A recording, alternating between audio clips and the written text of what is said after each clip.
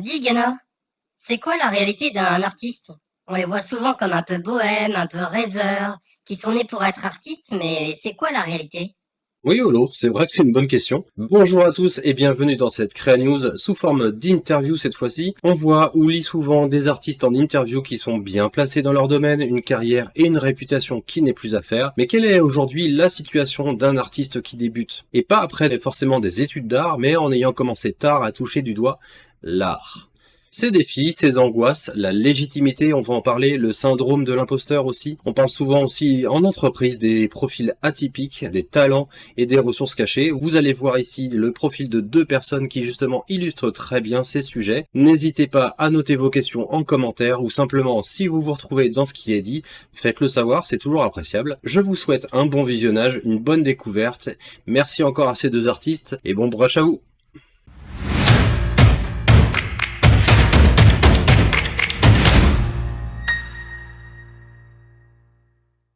Bonjour à tous et bienvenue dans cette émission un petit peu particulière. On va discuter du coup du profil de deux artistes en particulier, donc Julien Lacou alias Patate Douce et Marc alias Marco. Bienvenue à tous les deux. Bonjour. Merci de nous recevoir. C'est Merci, avec un grand plaisir. Je vous invite directement à vous présenter succinctement. Tu commences Julien ? Ouais, pas de souci. Du coup, moi c'est Julien Lacou, donc sur les réseaux Patate Douce. Moi j'ai 30 ans, je suis du sud-ouest de la France. C'est pas grave. Et bon, j'ai un parcours assez atypique. J'ai un parcours assez atypique. On va essayer de faire assez rapide. Déjà, je dessine depuis que je suis tout petit, parce que ma mère faisait des toiles quand j'étais petit. Voilà, ma mère est dans la peinture, donc j'ai toujours suivi un peu le truc de ma mère. Et donc depuis tout petit, j'ai toujours dessiné. Et, on a suivi l'école. À la troisième, il faut faire un choix. Donc à la troisième, moi, je voulais aller en école d'art, mais ma mère n'a pas voulu, bizarrement. Donc, peut-être qu'elle savait que le monde de l'art était compliqué, etc. Donc voilà, elle n'a pas voulu. Il y a eu un peu des disputes avec maman. Donc je me suis retrouvé chez mon père à plus trop savoir quoi faire. Et donc un peu à la troisième, j'ai fait un BEP, un bac pro en électricité pour faire comme papa, parce que je savais que j'étais un peu paumé. Donc j'ai fait ce BEP, ce bac pro, donc ça a fait 4 ans après la troisième. Et après mon bac, j'ai décidé de revenir quand même sur l'art, puisque bon, je continuais quand même à dessiner en parallèle à tout ça. Ouais. Et j'étais passionné par la 3D, surtout les films d'animation, genre Toy Story, Shrek, etc. C'est des choses qui me faisaient rêver et je me disais que j'aimerais beaucoup faire ça. Pour accéder à ça, il fallait faire... donc la formation, c'est du cinéma d'animation. Comme j'ai pas suivi de cursus artistique avant, j'étais obligé de passer par une mise à niveau en art appliqué. Donc cette mise à niveau, je sais plus, j'avais postulé après mon bac à 2 ou 3 écoles publiques, mais j'étais sur liste d'attente, donc il y avait eu des épreuves à passer, etc. Mais j'avais pas été sélectionné, j'étais sur liste d'attente. Et finalement, je me suis tourné vers, il y avait des écoles privées donc, et c'était Studio M ou l'ESMA à Toulouse. Mon choix s'est porté sur l'ESMA. Donc j'ai fait une mise à niveau en art appliqué pendant 1 an là-bas. Bon, après, il faut savoir que voilà, c'était une école privée, donc c'était assez cher. Je crois que c'était 5 000 euros l'année. Donc j'avais travaillé avant, pendant les vacances, pour avoir un peu de sous. Et puis bon, après, c'est mon père et mes grands-parents qui m'avaient payé le reste. Et Ouais, ensuite, donc après t'as cette... été soutenu quoi. Ouais, ça aurait été compliqué. Sans mon père et mes grands-parents, j'aurais du mal à payer parce que j'avais travaillé pendant les vacances, après la troisième. Donc voilà, c'était un petit boulot. C'était quelqu'un qui m'avait repris parce que j'avais fait un stage pendant la troisième là-bas. Il y a l'aspect financier, j'entends, et il y a l'aspect aussi soutien de faire une école d'art. C'est pas forcément évident pour tout le monde. Carrément. Ouais. Et puis aussi, il y a les proches, ils se disent un peu, mais qu'est-ce qu'il va faire avec ces dessins là? Ils se disent, c'est pas. Pour certains, c'est pas vraiment un métier. Enfin, ils voient pas trop comment on pourrait gagner notre vie en travaillant là-dedans. En fait, ça reste un hobby. Et on sait pas forcément comment on pourrait vivre de ça. D'ailleurs, moi-même, j'ai été. Je sais pas si pour toi, Marco aussi, ou toi, Albin, quand vous étiez plus jeune. C'est vrai que pendant le collège, la troisième, etc. Moi qui aimais beaucoup dessiner, j'ai jamais eu de la présentation de métier artistique. Je savais même pas que concept artiste ça existait, par exemple, qu'il y avait des mecs qui faisaient des dessins pour des jeux vidéo, pour des films, etc. C'est des choses que j'ai découvert super tard. Alors que si j'avais su plus tôt, j'aurais peut-être pu, après la troisième, me diriger vers ça, parce que voilà, je savais même pas que ça existait en fait. Même, c'est tout con, mais même design graphique, des logos, etc. Même ça, j'étais pas vraiment au courant que ça existait, que j'aurais pu faire un cursus dans le C'était design il y a combien de graphique. temps ça? La fin de tes Troisième. études C'était vers 2009, 2008-2009. Donc ouais, ça doit être 2007, ouais, par là, entre 2005 et 2010, quoi. Moi, ça Ouais, je remonte à partage tout ça. un peu plus longtemps, hein, donc il y avait encore moins cette partie-là. Mais, Ouais. c'était la question que je voulais te poser, justement. Ça remonte à combien de temps? Et est-ce que, du coup, maintenant, il y a des changements au niveau de l'éducation nationale pour informer un peu plus les gens?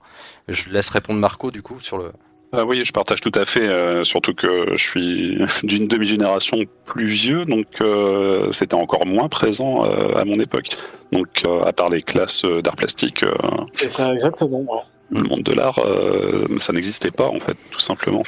Enfin, quand on a cette passion-là, on sait pas vraiment ce qu'on peut en faire pour en vivre. Et c'est quelque chose qui manque au niveau de l'information, au final. Hein. Bah, juste être Et c'est informé que ça dommage. existe, ouais, effectivement, sans forcément se diriger là-dedans. À l'époque, je sais Ouais, pas si carrément. je me serais dirigé là-dedans, mais au moins j'aurais pu être informé de ce qui existait. J'ai découvert effectivement bien plus tard, mais alors vraiment bien plus tard que ces métiers existaient, qu'on pouvait en vivre, que Ouais, c'est pareil. Mais d'ailleurs, pourtant, tout ce qui est jeux vidéo, moi, je suis un gamer depuis tout petit. Je joue depuis la Sega, la PlayStation 1 et tout ça.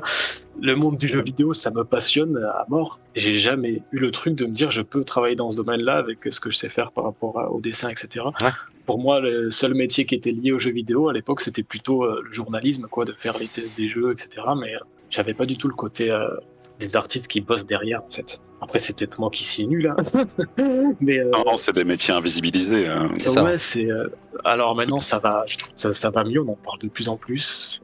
Mais à une époque, c'était quand même assez dingue. Après, maintenant qu'avec Internet, avec les réseaux sociaux, c'est vrai qu'on voit beaucoup plus d'artistes sur Instagram, etc. Et on voit tiens, il a bossé sur ce jeu, lui, il a bossé. Enfin, c'est là qu'on se rend compte qu'en fait, on est très très nombreux et qu'il y en a plein qui bossent sur des projets. Quelque chose que je connaissais pas du tout à l'époque, quoi.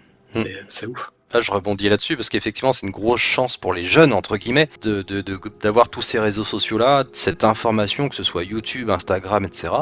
Bah, aujourd'hui, on a accès à toute cette information-là. Donc, pour les jeunes, surtout, bah, user et abuser de ces réseaux sociaux, ces chaînes YouTube, etc., pour vous informer et savoir qu'est-ce qu'il y a derrière, voilà, être curieux, tout simplement. Vous Ouais. avez cette chance-là qu'on n'a pas forcément eu, nous trois, à notre époque. Donc, ouais, user et abuser de ces réseaux sociaux pour bah, servez-vous-en tout simplement pour être curieux. Ça se Ouais, passe c'est beaucoup ça. sur TikTok. Hein. Maintenant, ouais. Ouais, ouais, mais non, c'est clair. Ok. Mais, Et ouais. du coup, maintenant, Mais t'en es où? Très clairement, voilà, ta carrière, donc c'est vrai que toutes ces histoires-là, j'ai toujours, enfin souvent dans ma vie, des fois, je me suis un peu posé des questions. Je me suis dit, putain, j'aurais pu faire autre chose de ma vie, que j'ai été perdre des années à faire de l'électricité, etc. Et je me dis, si j'avais suivi une voie artistique plus tôt, j'en serais peut-être aujourd'hui à l'étranger, dans un studio, quelque chose. J'ai toujours eu un peu ce truc à me dire que je regrette un petit peu de pas m'être informé plus, de pas avoir trouvé ces infos, de pas avoir suivi une voie artistique vraiment plus tôt. Mais bon, c'est ton chemin. finalement, je ne regrette pas Ouais. parce que j'ai appris plein de choses aussi, voilà, dans le bâtiment, à l'électricité, puisque bon, je me suis arrêté où tout à l'heure, je sais plus. Oui, j'ai fait la mise à niveau en art appliqué. Et donc ensuite, si je voulais continuer, bon cette année-là, c'était génial. C'était la meilleure année scolaire de ma vie. Je me suis vraiment éclaté. Par contre, j'ai jamais autant travaillé de ma vie dans une école. Là, c'était vraiment très très intense. Je crois que je travaillais tous les soirs jusqu'à 1 heure du matin au moins. Et puis après le matin, on se réveille, on repart à Mais est-ce que l'école. tu avais l'impression de travailler au sens de labeur ou Ça travailler au sens dépendait. d'évoluer? Non, c'était une évolution. Après, c'était un plaisir aussi. Mais il y avait aussi des projets, forcément, comme tout, qui me plaisent un peu moins. Et là où ça devenait un peu plus chiant, hein, on va dire, voilà, je le Toujours un peu. faisais parce qu'il fallait le faire. Je m'éclatais pas non plus à fond dessus. Surtout que la mise à niveau, moi j'étais surtout sur le côté digital, hein, je voulais faire de la 3D, etc. Sauf que la mise à niveau, on n'y touche pas du tout. Il y a que du traditionnel, Ouais. des maquettes, de la peinture traditionnelle aussi. Il y avait zéro digital, on n'a pas touché un ordi de l'année. Ça me détachait un peu de ce que je voulais vraiment faire, mais bon, c'était le passage obligé puisque j'avais fait une voie en électricité avant, donc la mise à niveau, on peut pas s'en passer Hmm. si on veut aller Ouais, dans c'est une une mise voie à niveau. artistique. Mais bon, je me suis vraiment amusé, c'était très bien. J'étais premier de ma classe sur la fin de l'année, et donc les avis étaient super favorables pour que je continue sur le cinéma d'animation. D'accord. Et le cinéma d'animation, c'était 3 ans du coup de formation. Et là, les années, ça passait à 8 000 € par an. Je me suis dit, ça fait un peu cher quand même. J'avais pas trop envie de demander à à mon père de payer encore. Et donc, moi, en ayant fait l'électricité, mon père, lui, faisait des appartements. En fait, il achetait des appartements pour les rénover et revendre. Et donc, je m'étais dit, écoute, je vais rentrer avec toi, papa, je vais faire quelques appartes. Comme ça, on revend. Et puis, avec ma part, je me payerai la suite. Ce qui s'est fait, c'est que j'ai jamais repris mes études. Donc, j'ai fait des appartes avec mon père. J'ai un peu retravaillé aussi avec la boîte en électricité qui m'avait prise avant ma formation en art, là, qui payait un peu mes études. Et en fait, petit à petit, j'ai laissé tomber le dessin parce que depuis tout le temps aussi, je faisais un peu de musique, je faisais de la batterie. Et en fait, la musique a pris vachement plus de place que le dessin. Donc, j'ai eu des groupes, j'ai fait des compositions. J'ai complètement laissé tomber le dessin. Les seuls dessins que je faisais, c'était pour le groupe, justement, pour les pochettes d'albums, etc. Et voilà, je passais tout mon temps libre à faire, à composer, à écrire des chansons. Et donc, c'était sorti de ma tête, tous ces projets artistiques. J'avais laissé tomber. J'étais un peu dans le truc des apparts aussi, des rénovations. Ça J'avais se pour comprend. objectif d'ouvrir ma boîte dans le bâtiment aussi pour faire des travaux chez les particuliers. Donc voilà, les années passent, je suis dans ces projets-là. T'es arrivé Et le Covid. exactement. Est arrivé le Covid. J'étais sur le point d'ouvrir ma boîte dans le bâtiment, mais bon, comme il y a le Covid et tout, ça s'est mis un petit peu en stand-by. Le groupe de musique, on a arrêté, puisque là, on avait un groupe de musique donc de metalcore. Donc au début, j'étais batteur, ensuite, je suis passé au chant. Et c'était un projet quand même plutôt sérieux qui a duré 3-4 ans. On avait sorti un EP et 2 albums. Mais voilà, avec le confinement, on a tout laissé tomber. Bon, on arrivait à un stade aussi où le groupe, on en avait un petit peu marre, on n'avançait plus trop, on avait un petit peu baissé les bras déjà, donc le confinement a fait que voilà, on a dit stop, c'est bon, on arrête. Et donc au confinement, on fermait, ma copine, on ne sait pas trop quoi faire. Enfin, moi j'ai passé un super confinement parce qu'avec ma copine on avait 2 consoles, on a fait que jouer, c'était trop bien. Et sinon pour tuer encore un peu le temps, je me suis remis au dessin un petit peu, je me suis ressorti une vieille tablette graphique, commencé à les réseaux, Instagram, YouTube, tout ça. Et je suis tombé, je crois, sur YouTube, justement, sur des vidéos de Spartan, donc de digitalpainting.school. Gaëtan Welzer, ouais. Je crois d'ailleurs que la vidéo sur laquelle j'étais tombé, c'est celle où il fait l'étude de Gollum, que j'avais trouvé incroyable. J'avais dit, mais ce mec, c'est un ouf, c'est quoi ce truc de malade? Et donc j'ai découvert son site internet digitalpainting.school. J'ai vu qu'il y avait un début de formation gratuite que j'ai commencé à suivre et que j'ai trouvé vraiment top. Je me suis dit, punaise, c'est vraiment super bien expliqué, etc. Je me suis dit, cette formation, il faut que je me l'achète un jour. Donc j'avais fait juste le début gratuit. Et là, pendant le confinement, j'ai passé tout le confinement sur les forums, puisqu'il y avait des exercices hebdomadaires dans toutes les semaines. Il y avait des échanges avec le forum, etc. Et c'est là que je me suis mis un petit peu. Pas mal d'activités, que ce soit sur le Discord et le forum. Oui, il y a quand même pas mal d'activités, pas mal de quoi s'entraîner et de motiver aussi entre eux les artistes qui en font partie. Carrément. Et gratuitement en plus, donc c'est tout c'est bénéf. clair. Et puis la communauté est vraiment très très cool sur le forum, c'est super. Très bienveillante, ouais. Ouais, vraiment, ouais. Donc c'est vrai que ce confinement-là, j'ai passé beaucoup de temps sur ce forum et c'est là que j'ai commencé à me dire est-ce que j'essaierais pas de faire quelque chose dans ce domaine-là, puisque je voyais qu'aussi Spartan parlait du freelance, etc. Je voyais aussi les formateurs qui étaient en freelance, notamment Maxime Schild, justement, Schmax. Ouais. Ça salue. Un petit peu envie. On salue, ouais. Salut Max. Voilà, moi, Et donc tu as continué en fait à te former, que ce soit sur YouTube, sur DPS, donc digitalpainting.school, tuto.com aussi. Je crois que j'ai fait beaucoup de YouTube. Je vais pas avoir trop les noms en tête, mais Il y a beaucoup de ressources, que ce soit digital painting, donc peinture numérique, la 3D, on trouve de tout sur YouTube. Et vraiment pour se former, il y a quand même des choses pas mal. Faut éliminer un petit peu parfois des choses qui nous conviennent pas, ou voilà, c'est trop rapide, ça montre pas forcément tout correctement pour apprendre. Mais il y a largement de quoi faire en ressources effectivement pour apprendre. Ah oui. C'est vrai que là, à un moment donné, après, je m'y étais mis, et puis tous les jours, je faisais que ça. Ouais. Je faisais que dessiner.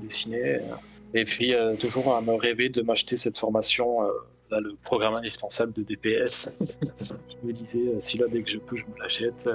Et là, du coup, aujourd'hui, t'en es où très clairement? Est-ce que t'es artiste freelance? Est-ce que tu continues comme ça à te former sur différents médias? Donc aujourd'hui, je suis installé en freelance. Donc justement, pour revenir, au moment du confinement où j'allais ouvrir ma boîte dans le bâtiment. Au dernier moment, un petit peu, tout était prêt pour ouvrir mon entreprise, sauf que au dernier moment, j'ai changé le domaine pour mettre de l'illustration à la place du bâtiment, tout simplement. Parce que dans le fond de moi, je me disais, j'ai pas envie d'aller faire des chantiers chez des gens, ça m'intéresse pas. Au pire, je préfère essayer de trouver des clients pour de l'illustration, etc. Mais par contre, le côté du bâtiment que je voulais garder, c'était toujours essayer de faire des achats pour faire de la location ou de la revente. Donc en fait, mon objectif de base, c'était vraiment créer un petit patrimoine immobilier pour faire de la location qui va me rapporter des loyers tous les mois et qui me permettra de me consacrer aux projets artistiques sans la pression, sans me dire, pas de taf, ben, je suis dans la merde, Ouais. je vais... De sauter je sans veux- filet. C'est ça, voilà, je peux pas tout lâcher et me lancer là-dedans parce que je sais très bien qu'en plus, au départ, ça va être la galère. Je sais que je vais pas trouver du taf comme ça.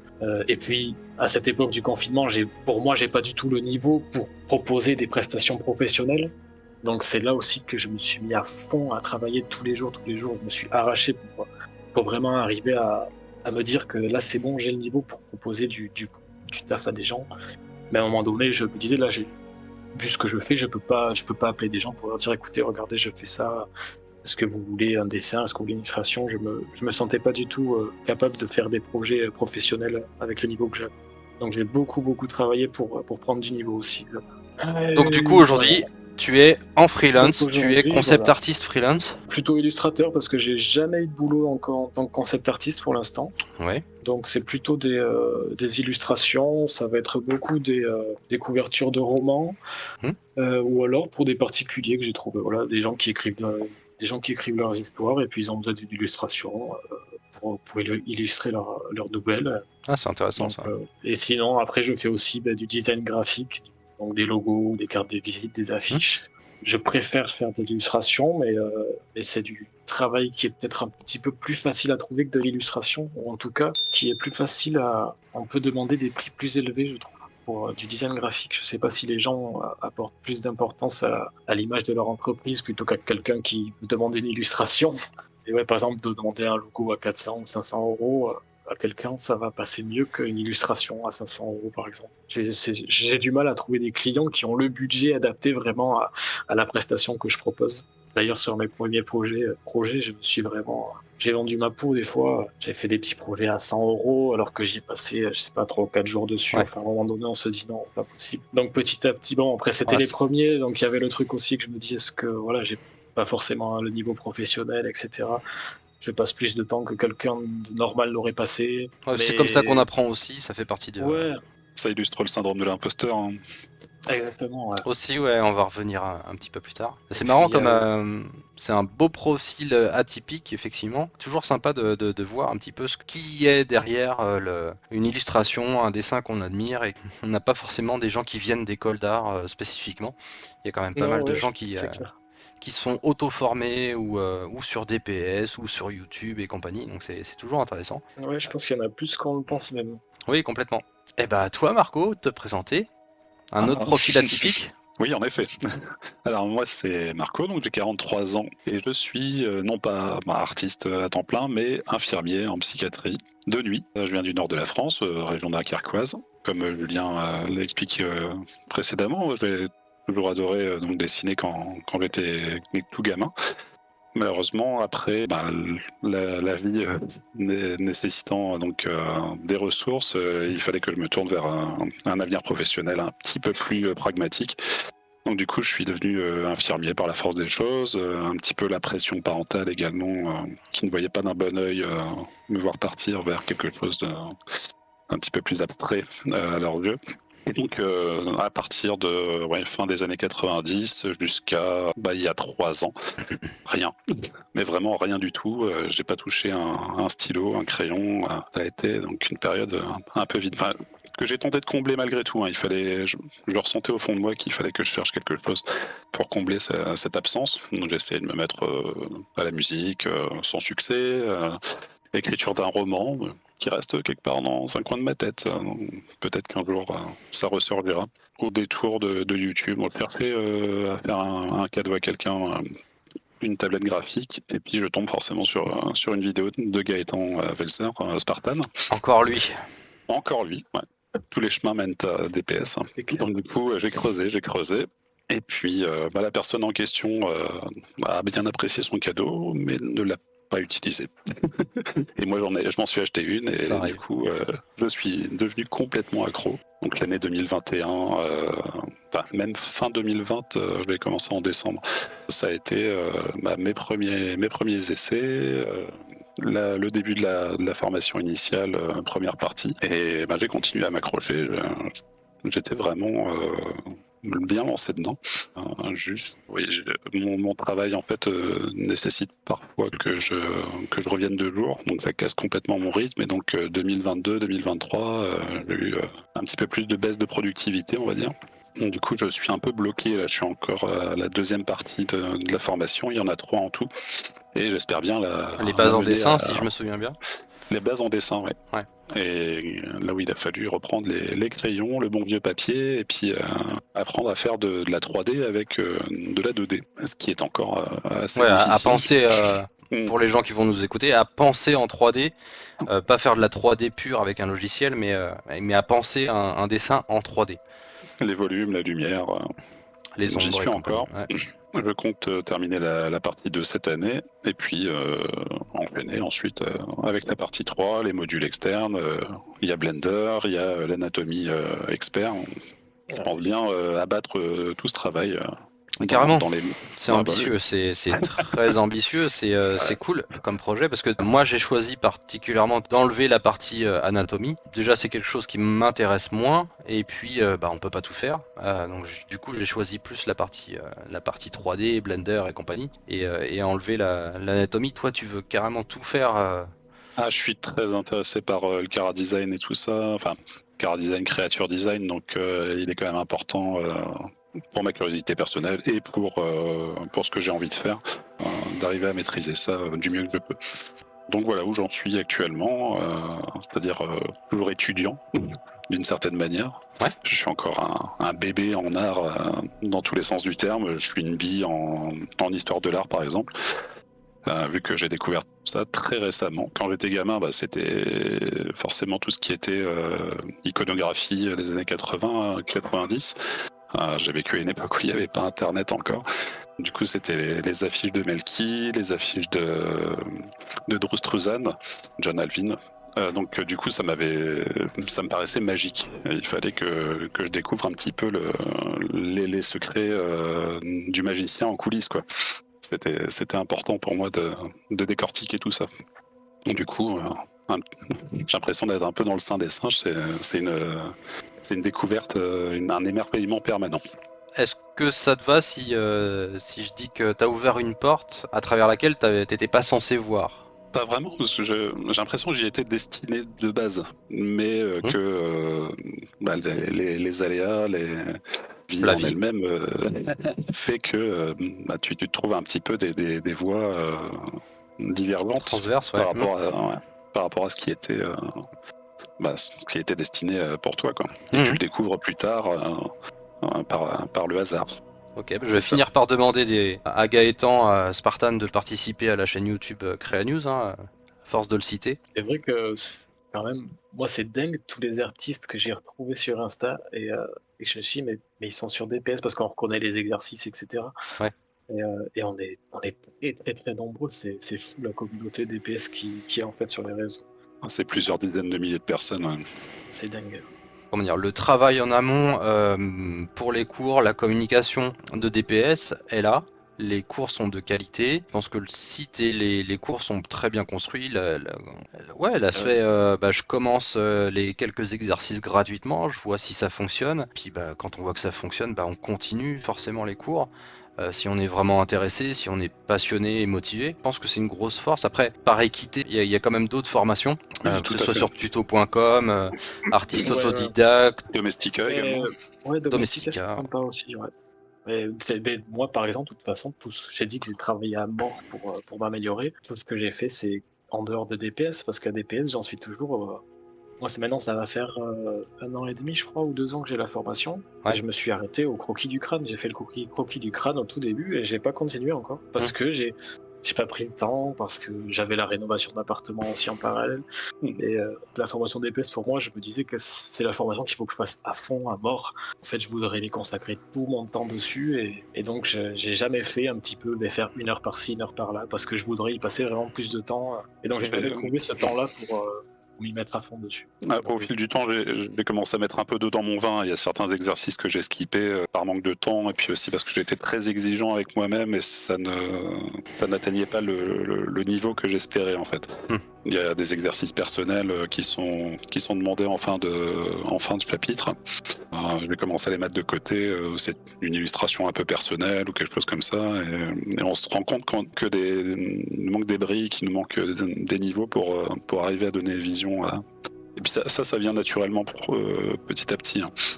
Alors il y a ça, et puis DPS, c'est très complet, mais pour moi en tout cas ça suffit pas, il faut se nourrir effectivement de nos artistes préférés. Tu parlais des années 80-90, tout ce qu'on voit sur internet, les chaînes YouTube, il y a d'autres petits tutos, d'autres petits trucs, il faut se nourrir de tout ça. DPS seul ne suffit pas, il n'arrivera pas à combler l'énormité en fait des besoins. Donc ouais, il faut se nourrir constamment de ce que font les autres. C'est un éternel apprentissage. Bien sûr. C'est un apprentissage très universitaire en fait. Vous suivez les cours, mais c'est dit en filigrane. Allez voir ailleurs aussi. Oui, c'est ça. Oui, carrément. Après, par rapport aux autres sites, on parlait de formation YouTube tout à l'heure, la chance c'est le forum déjà, on se commente entre nous. Il y a les formateurs qui viennent nous corriger concernant les exercices. Donc c'est assez complet à ce niveau-là aussi. Donc, c'est pour ça que moi aussi je viens de DPS. À l'origine j'ai découvert le digital painting via DPS. Ouais, on est vachement nombreux, ça a ouvert pas mal de portes. Et notamment, je me retrouve dans ce que tu disais Marco, effectivement. Et puis Julien, c'est que j'étais pas du tout au courant que ça existait avant. Moi j'ai découvert tout ça, je voyais des gens qui dessinaient, comme Paul Chadesson, que je cite souvent, que j'admirais, je le voyais, et je fais ouais, ok, c'est cool. Et c'est à l'arrivée de DPS en 2006-2007 que j'ai découvert que je pouvais moi aussi dessiner, qu'il n'y avait pas un don particulier et que c'était pas une élite absolue qui uniquement qui arrivait à tout ça. Donc c'est la démocratisation, et c'est un petit peu le travail que j'essaie de faire dans Créa News aussi, c'est de dire aux gens que ça existe, que c'est pas cantonné à certains et que tout le monde peut y arriver. Donc c'est ce que j'appelle des facilités. Après, tous les gens à qui je montre mon travail me disent ils font un don quand même. Non, mais alors ça c'est vraiment le... Oh là là, avec les débats, les disputes avec ma famille sur ça, ils me rendent fou. Ah non, franchement, moi c'est pareil. Un repas, ils vont tous dire mais t'as un don. Et surtout là, en plus, après avoir passé 2 ans à m'arracher comme un malade pour m'améliorer et tout ça, et qu'ils me sortent que c'est un don, ça me rend malade. Et en vain que c'est de l'investissement de temps, en fait. C'est ça. Ouais, et puis, alors, je comprends à la fois ces personnes-là, parce qu'elles ont vécu beaucoup dans ce dogme-là, où il faut un don, et donc ça peut pas être possible autrement.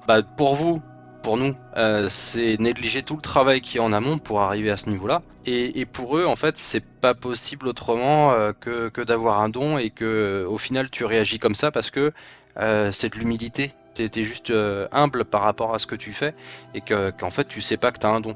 Donc c'est deux schémas de pensée qui se croisent. Donc je comprends les deux, mais surtout pour des profils comme nous, quand tu dessines depuis que t'es tout petit, tu dessines à l'école, etc. Donc inconsciemment tu pratiques, tu dessines. Tiens, moi je sais pas, je me rappelle, je dessinais Boulet Bill, des conneries, voilà, des bandes dessinées, je recopiais. Inconsciemment, je travaillais mon dessin sans le savoir parce que je faisais ça pour le plaisir. bien sûr. Mais mon père qui me dit aujourd'hui, et toujours actuellement, ils comprennent toujours pas, ça me rend fou. Mais il va me dire, moi tu me demandes de dessiner un bonhomme, j'y arrive pas. Mais encore heureux que t'arrives pas. T'as jamais dessiné de ta vie. C'est ça. Pas y arriver. C'est ça qui, j'arrive pas à leur faire rentrer dans le crâne que moi je dessine que depuis que je suis tout petit, et puis maintenant ça fait 2 ans et demi que je m'arrache vraiment. Et même ma copine, parce que là j'ai passé 2 ans, j'en ai chié vraiment pour avoir le niveau que je veux. J'ai fait beaucoup de sacrifices par rapport au moment passé avec ma famille, avec ma copine, parce que je passais tout mon temps libre vraiment à bosser et à m'entraîner. Parce que la journée, je travaillais au chantier, parce qu'on avait acheté un appartement justement pour rénover tout ça. Donc la journée, j'étais au chantier, le soir, le soir, je dessinais au lieu de passer du temps avec ma chérie, au lieu de jouer à la console avec elle, machin. Et donc même elle qui a vécu tout ça avec moi, qui m'a dit plein de fois, mais tu veux pas arrêter de dessiner un peu, passer du temps avec moi. Et quand on a la discussion avec ma famille et qu'elle-même me dit c'est un don, je dis mais tu veux pas dire que c'est un don avec tout ce que tu vois, ce que je bosse à la maison, c'est pas possible. Enfin, je sais pas comment leur faire rentrer ça dans la tête. Et puis c'est un sacré sacrifice de temps, hein, comme tu Ouais. disais. Ouais, carrément. J'ai Même peu de temps moi, d'investissement. personnellement, moi, je suis allé très très loin même par rapport à certaines choses où j'ai vraiment sacrifié beaucoup de moments en famille, avec mes grands-parents, avec ma copine. Physiquement, en plus c'est autant physique que psychologiquement, parce que quand tu passes ton temps à dessiner, tu fais rien d'autre à côté. Il y a des fois où je mangeais très peu, je mangeais que dalle, mais rien. J'ai vraiment poussé le truc très loin. J'étais obsédé par tout ça. Passionné. Ouais, passionné, mais ça devenait une obsession de voir Ouais. vraiment. Ah, on un en petit rêve peu la trop. nuit. Hein. Ouais. Ah ouais, non, J'allais ça complètement m'arrive dormir aussi. et tout. Ah ouais. Maintenant ça va mieux, j'ai réussi un peu à repousser tout ça. En plus, de toute façon, j'ai pas le choix parce que maintenant j'ai une petite fille qui a 10 mois. Donc, Ouais, elle est à la maison on a avec des moi. obligations. Ouais. Exactement. C'est obligé de calmer. Et puis bon, je me suis calmé aussi parce qu'à un moment donné, je suis quand même arrivé à un niveau où je me suis dit, bon, là ça va, je me débrouille pas trop mal, je peux commencer à faire du taf. Et donc voilà, même si j'ai toujours pas le niveau, j'ai pas du tout le niveau que je voudrais, mais j'ai un peu calmé le truc parce que j'ai atteint un petit palier qui me permet de me dire, bon, ça va, tu te débrouilles pas trop mal. Calme-toi maintenant, c'est pas la peine de rusher comme un fou encore. Et de... Julien, justement, quand est-ce que tu atteindras le niveau que tu souhaites? Jamais. Bah voilà. Alors, c'est sûr. Jamais. À partir de quand tu t'es senti légitime, si tu te le sens, pour être freelance? Précise que pour cette émission, j'avais invité pas mal de personnes, des artistes que j'admire, qui ont vraiment un talent, même si j'aime pas forcément ce mot-là, mais bon, voilà, que j'admire. Donc il y a Julien et Marco qui ont répondu, d'autres n'ont pas répondu ou se sont désistés parce qu'ils se pensaient illégitimes. Bah, je voudrais dire à ces personnes-là, et je pense que vous pourrez leur passer le message aussi, bah, qu'il n'y a pas forcément de personnes légitimes et que l'émission elle est là pour montrer bah, qu'il n'y a pas forcément de légitimité à attendre, que ce soit de sa part, de la part des autres. Voilà, l'émission elle se veut surtout instructif pour les gens qui ne connaissent pas le domaine. Et puis ceux qui le connaissent, bah, essayer de se rassurer un petit peu. Qu'est-ce que les artistes font actuellement, qui ils sont. Ouais, Et c'est vrai que je puis, trouve dommage aussi. ouais, tout Certains simplement. n'avaient pas participé, que je connaissais aussi. D'ailleurs, ils vont se reconnaître, je pense, parce que j'ai discuté un petit peu avec eux aussi. Bon, ils m'ont dit pourquoi ils voulaient pas participer. Et je trouve ça dommage parce que je suis pas du tout plus légitime qu'eux par rapport à ce qu'ils pensent. Non, voilà, c'est ça. Personnellement, On se sent pas plus légitime qu'eux. Et puis en plus, ils font du super taf, même mieux que le mien, je trouve. Donc ça aurait été cool qu'ils partagent un peu leur process, leur parcours, pourquoi ils en sont arrivés là, pourquoi ils font de l'art, Comment? même s'ils en vivent pas forcément, c'est pas. Voilà, c'est pas. Voilà, moi, je n'en vis pas. Hein, c'est pour ça, c'est bien pour C'est ça pas que le je fais des sujet, projets ouais. immobiliers en parallèle, tout ça. Non, puis en interview, par exemple, on parlait de DPS, mais il y a plein d'interviews d'artistes sur le net. On voit beaucoup des gens qui sont bien installés, qui ont vraiment des carrières d'artistes phénoménales. C'est bien de les interviewer. Vous voulez faire place justement à des gens qui débutent entre guillemets, même s'ils ont un Ouais. super niveau, comme Julien et Marco, et justement pour montrer la réalité des conditions de l'artiste débutant, du freelance débutant, et pas justement des personnes qui ne parlent que de leur carrière passée ou actuelle. Voilà, un petit peu quelle est la réalité du sujet. Il y a un biais du survivant aussi, hein, avec Aussi. toutes ces interviews. Après, ils en parlent hein, pour la plupart en disant que Oui. bon, ils avaient la chance d'être au bon endroit au bon moment aussi. Ouais, carrément. Je pense que toute la génération entre 2000 et maintenant a bénéficié d'une espèce de bulle. Ils pouvaient vraiment être en phase avec ce qu'ils font. Et je pense que ça va avoir tendance à s'étioler de par les réseaux sociaux, certaines nouvelles technologies aussi. Je suis pas sûr que l'avenir soit aussi favorable pour Non, je pense pas. pour non les, plus. pour les Non, plus c'est ça. jeunes qui veulent se lancer. Voilà. Et puis bon, avec l'arrivée de l'IA, et puis aussi, enfin, moi j'ai Pas vu que. aussi beaucoup de. Quand on cherche du taf sur Facebook, etc. aussi, puisqu'il y a pas mal d'annonces sur Facebook de gens qui recherchent des illustrateurs, on va déposer un commentaire, envoyer un message pour dire voilà, bonjour, monsieur illustrateur, et on va voir les commentaires des autres. Et il y en a certains qui vivent à l'étranger qui vont faire une illustration de malade pour 30 €, et tu te dis, mais C'est pas possible. Comment moi, jamais pour 30 euros je fais ça. Je vais y passer 4 jours dessus. Hmm. Qu'est-ce que tu veux faire face à ça en fait? Alors que la personne qui propose son truc à 30 euros, c'est une dinguerie en plus le dessin. Il montre ce qu'il fait, il fait du super boulot. Mais... Ouais, les niveaux de vie sont pas les mêmes ouais, c'est selon que ça. tu habites à l'autre bout de la planète ou ici. Selon les pays, ouais, il y a Exactement. des pays comme l'Inde, etc., qu'on voit souvent sur ce genre des propositions de logos aussi, ou plein d'autres choses. Ouais, c'est clair. Effectivement, on peut pas lutter face à certains niveaux de vie. On parlait d'IA tout à l'heure, on peut en reparler. Et puis, j'ai envie de dire tout simplement l'arrivée de DPS et tout. On est de plus en plus à vouloir faire du digital painting, Ouais, carrément. Nombreux à chercher du taf dans le domaine à se finalement. former, ouais, et puis ou à sortir d'école d'art aussi. J'ai Ouais. l'impression qu'il y en a de plus en plus qui se montent ou qui sont montés, des gens qui sortent des écoles d'art. Bah oui, mais la réalité du sujet, c'est que on pourra pas tous accéder au marché de l'emploi à ce niveau-là, que ce soit illustration, concept art, 3D, animation. Si on est de plus en plus, forcément, ça va être de plus en plus compliqué de se démarquer. Donc c'est une réalité aussi qu'il faut prendre en compte et c'est d'autant plus intéressant d'avoir votre retour. Pourquoi vous vous êtes lancé vous, au-delà de la légitimité ou de l'illégitimité ressentie? Est-ce que vous êtes lancé par passion, par soutien? Comment ça s'est passé pour vous? Pour ma part, c'est vraiment par passion et pour moi-même. J'avais comme une sorte de défi personnel à relever, à me lancer là-dedans. Après, la considération professionnelle, elle est venue que plus tard, en me disant pourquoi pas. Bon, sachant que j'ai un métier à côté, mais qui devient quand même de plus en plus exigeant, même si c'est du service public. On commence à rentrer dans des logiques d'entreprise un peu aberrantes. Je me disais, je ne sais pas si j'arriverai jusqu'au bout de cette carrière-là. Je me suis dit, bon, l'art en tant que tel, ça me va tout à fait. Me lancer des défis, progresser, sentir que je fais mieux aujourd'hui qu'hier et moins bien que demain.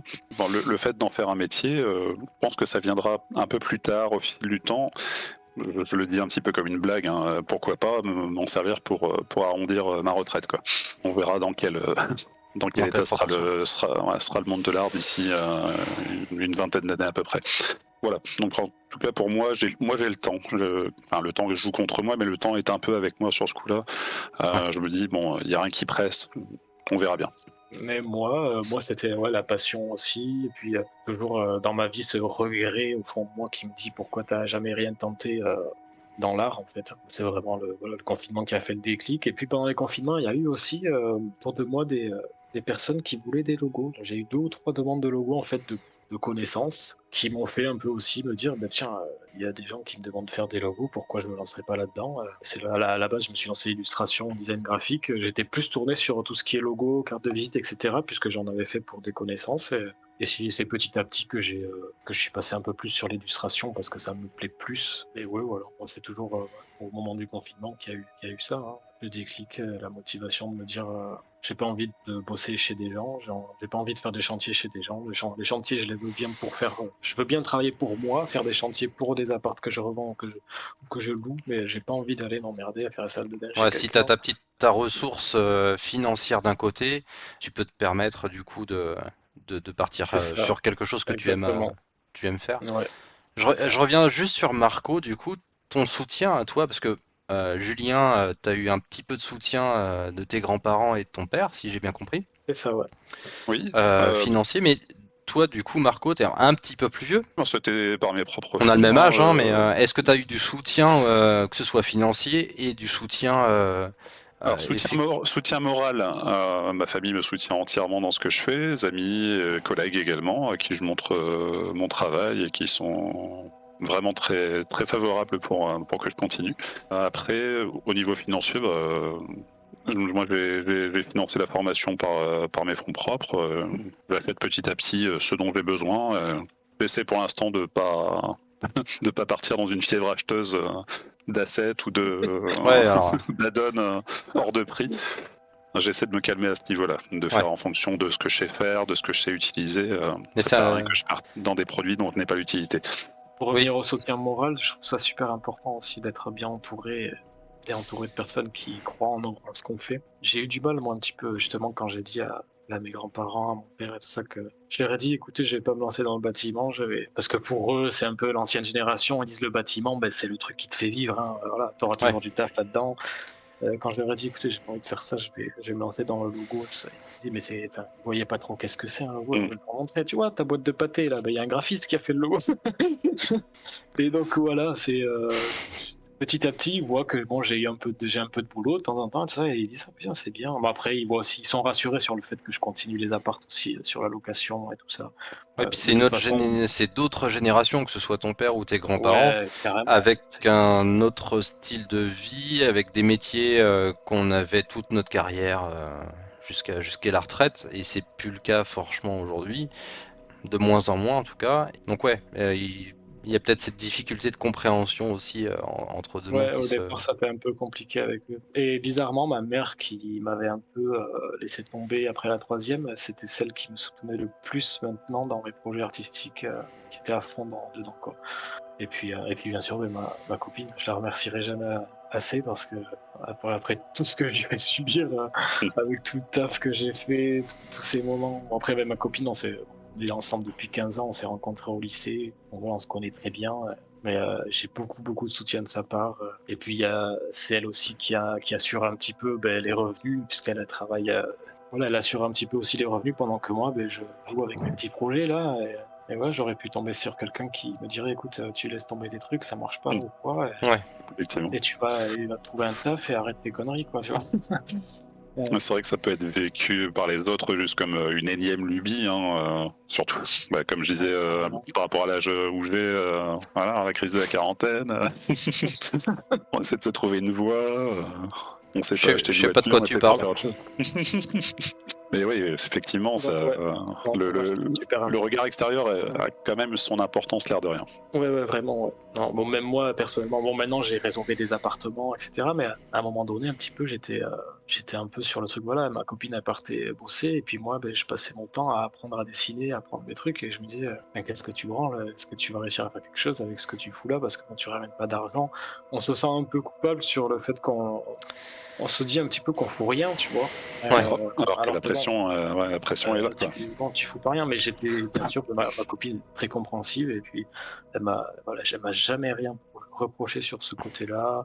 On a acheté les appartes ensemble, voilà. On a acheté 2 appartes au moment des confinements. Le premier que j'ai rénové pour qu'on y habite, et le second qui est en location actuellement. Donc voilà, bon, les projets ont pris forme comme il fallait, c'est cool. Et j'aimerais bien, là on n'a qu'un appart en location actuellement, j'aimerais bien, ça permet de rembourser le prêt pour l'achat des 2 appartements.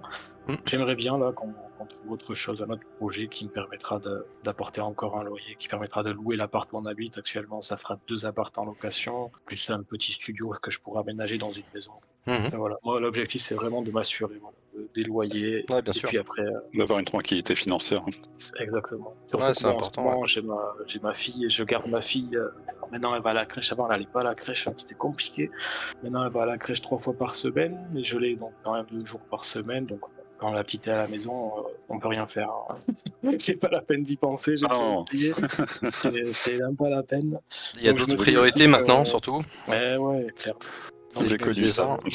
jusqu'à ses 3 ans, quand elle va commencer l'école, j'ai le temps de continuer à me former. Et puis, là, si on pouvait trouver un petit projet immobilier, on peut travailler 3 jours par semaine dessus. Voilà, le jour où elle commencera l'école et qu'on a une maison, là, je me focaliserai à fond sur le projet artistique. À chaque D'autant plus fois. méritant justement que vous venez pas de sortir d'école d'art, vous êtes formé sur votre temps libre. Après le travail, chapeau, parce que Et tout le sans monde n'est pas malin, prêt à le faire déjà. vraiment, c'est Pendant le travail, pour certains. Ou pendant le travail. Ah ouais. Non, mais jamais au détriment du travail, hein, c'est vraiment Ouais, bien sûr. en période de calme. Il y a certaines nuits où je peux pas du tout faire quoi que ce soit. Ah ouais, moi, cette période où j'ai bossé comme ça, je m'en rappellerai toute ma vie. C'était.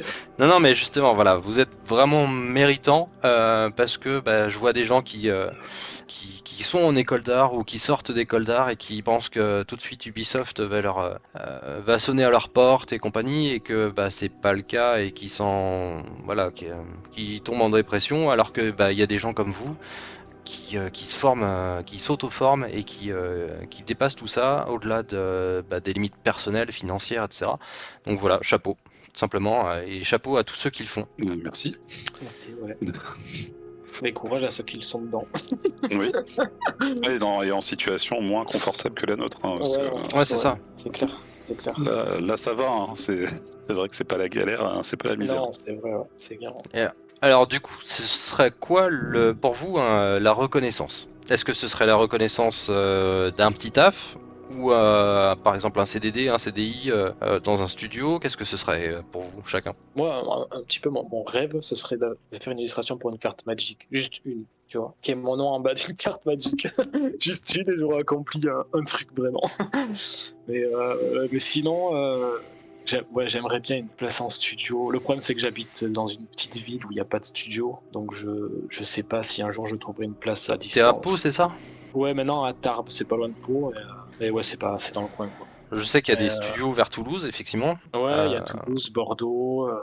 Il y a un ça, mais tout bon. petit studio français qui s'appelle TAD Productions qui font des super films. Je Tu connais pas? Je connais pas bien, non. TAD Productions, c'est eux qui font Les As de la Jungle, Terra Ok. Willy, plein d'autres. Et c'est vraiment top ce qu'ils font, je les salue. Et voilà, c'est une. Je parlais de reconnaissance à l'instant, c'est une belle reconnaissance que le succès qu'ils ont aujourd'hui. Je leur souhaite tout le mal du monde, c'est-à-dire de devenir les prochains Illumination. Une très très bonne qualité. Et on salue un petit peu tous les artistes. Ils sont nombreux chez Gwenville Bancos par exemple ou Marc chez TAD Productions. Voilà. C'était mon petit clin d'œil perso.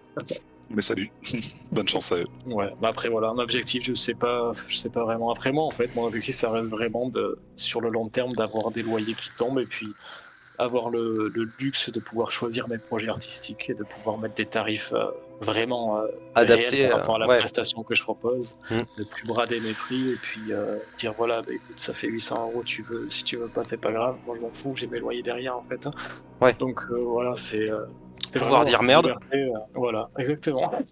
C'est pas mal ça. Mais j'aimerais bien, ouais, juste pour l'expérience, bosser dans un studio en tant que concept artiste, je trouverais ça incroyable. Et voilà. Et puis après, en projet personnel, j'aimerais bien faire un artbook narratif ou un truc du genre. C'est un truc que j'ai dans la tête depuis longtemps, depuis que j'avais découvert justement Et qu'est-ce les que histoires t'appelles de Artbook? Lovecraft. Ben, comme les bouquins de François Baranger, là, les Lovecraft, tu vois, illustrés. Ouais. Ah oui, Ou aussi il y a Simon Stalenhag qui fait The Ouais. Lake State, je crois, ça s'appelle. C'est de ce genre de truc que j'aime Tales from beaucoup. the Loop également. Ouais.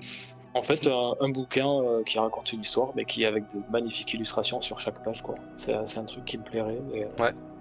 Et dans le mieux, j'aimerais réussir à faire un truc quand même interactif, où les gens vont lire l'histoire, ils vont pouvoir faire des choix par rapport au shop. Tu vas aller à telle page pour continuer l'histoire.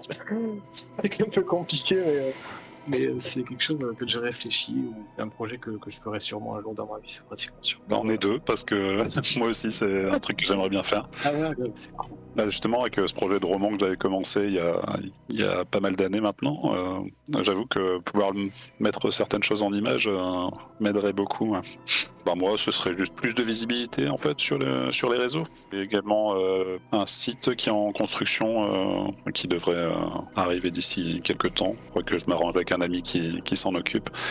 Qui puisse rassembler un petit peu tout ce que je fais et puis présenter un petit peu plus Ta présence sur internet en général. voilà. Alors après, mon problème personnel, c'est que je suis trop diversifié. Je n'arrive pas à me cantonner à un style, à un sujet particulier.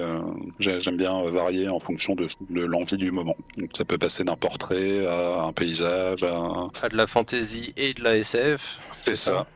Même si je suis un petit peu plus SF que fantasy. Oui, donc je suis un petit peu trop éclectique. Et ça me ressemble beaucoup, hein, parce que j'arrive jamais à me décider sur mes passions, ce que j'aime, entre le jeu de rôle, le jeu vidéo, par les petits studios. Ouais, puis ça se ressent un petit peu. Ça se ressent un petit peu sur ta galerie. Effectivement, c'est, je dirais pas trop diversifié. On voit en fait ce qui t'a nourri. Tu parlais encore une fois des années 80-90.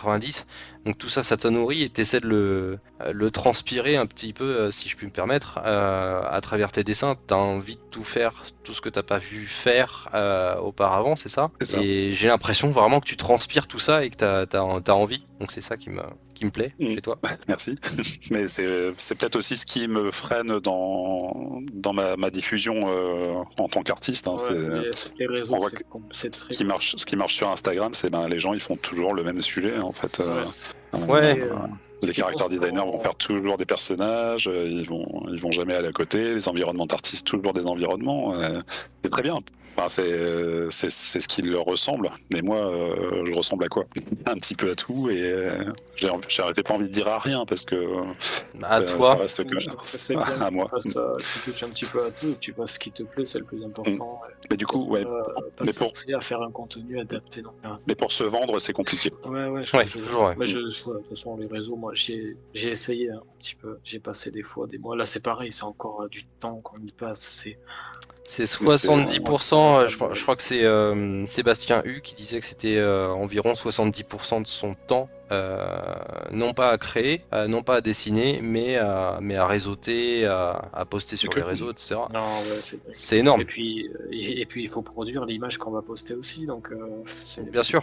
compliqué. Donc si tu veux poster un truc par jour, t'as intérêt à être productif, et bon, tu vas pas poster une dinguerie par jour, c'est pas possible. Et puis c'est un métier de bien communiquer. Moi, je sais pas encore faire. Je le fais beaucoup, mais mal sur les réseaux. Je voulais en parler justement avec toi, Julien, parce que du coup, That's Art Studio et Patate Douce.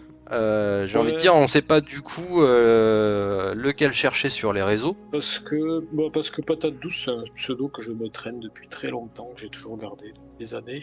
Et du coup, tu vas changer pour Patate Douce ou That's Art? Je sais pas, en fait, That's Art Studio, c'est le nom que j'ai donné à ma boîte quand j'ai ouvert, au final, plutôt que mettre Julien Lacou. Maintenant, je regrette peut-être un petit peu, je me dis j'aurais dû l'appeler tout simplement Julien Lacou. J'avais fait ce truc-là, That's Art Studio, pour faire un peu professionnel par rapport aux clients, etc., tu vois. Mais maintenant, je préfère mettre mon vrai nom plutôt, et Patate Douce, ça peut rester, parce que voilà, ça, c'est le nom que j'ai un peu sur tous mes réseaux, sur DPS aussi. Mais sinon, je vais utiliser le plus souvent Julien Lacou. Et puis That's Art Studio, je le mets sur... Donc ça fait 3, il va falloir choisir du coup, parce que moi, si je te cherche, est-ce que c'est Patate Douce, est-ce que c'est That's Art, ça péjore un petit peu ta présence sur Internet. Ouais, je vois, ouais. Quand tu tapes en tout cas, si tu tapes That's Art Studio ou si tu tapes Julien Lacou, tu me trouves facilement sur les réseaux. Patate Douce, peut-être un peu moins. Mais Patate Douce, c'est assez...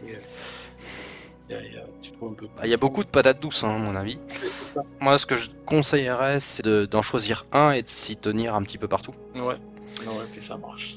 Pareil, Marco, moi je vois El Marco Bro de mémoire. Ah oui, mais c'est parce qu'il n'y avait pas le choix sur Insta, il fallait que je prenne. C'est ça, c'est quand même compliqué. Des Marco, il y en a plein. Mais effectivement, avoir un logo, c'est bien, mais une marque aussi, c'est encore mieux, je pense, pour être identifiable.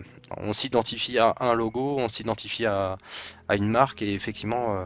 Bon voilà, c'est mon petit conseil perso, effectivement, que ce soit à vous et puis ceux qui écoutent, effectivement, essayez de rester sur un nom, un pseudo, et puis de le mettre partout, parce que de mettre partout le même plutôt. Ouais, bien sûr. Du coup, Marco, tu parlais de la reconnaissance, un petit peu plus de visibilité, c'est-à-dire parce qu'aujourd'hui t'as pas assez de likes sur les réseaux. En fait, j'ai beaucoup de reconnaissance de la part d'autres artistes, en général qui viennent plus ou moins des mêmes cercles dans lesquels on évolue depuis quelques temps. C'est beaucoup d'artistes DPS en fait qui se retrouvent sur Instagram. Malgré ça, l'algorithme, j'ai aucune idée de comment il fonctionne. Il fait que on reste cloisonné à cet univers, cet entre-soi. Par conséquent, on touche pas énormément de monde en dehors. De temps en temps, on a une notification de quelqu'un qui n'a rien à voir, qui pop, s'est abonné, machin. Mais en général, les likes viennent surtout quand je regarde sur mon tableau de bord de gens qui nous connaissaient déjà d'avant. Donc arriver à trouver un nouveau public, c'est compliqué en fait. Alors, il y a la façon de poster, il y a ce qu'on poste, et puis il faut toujours penser.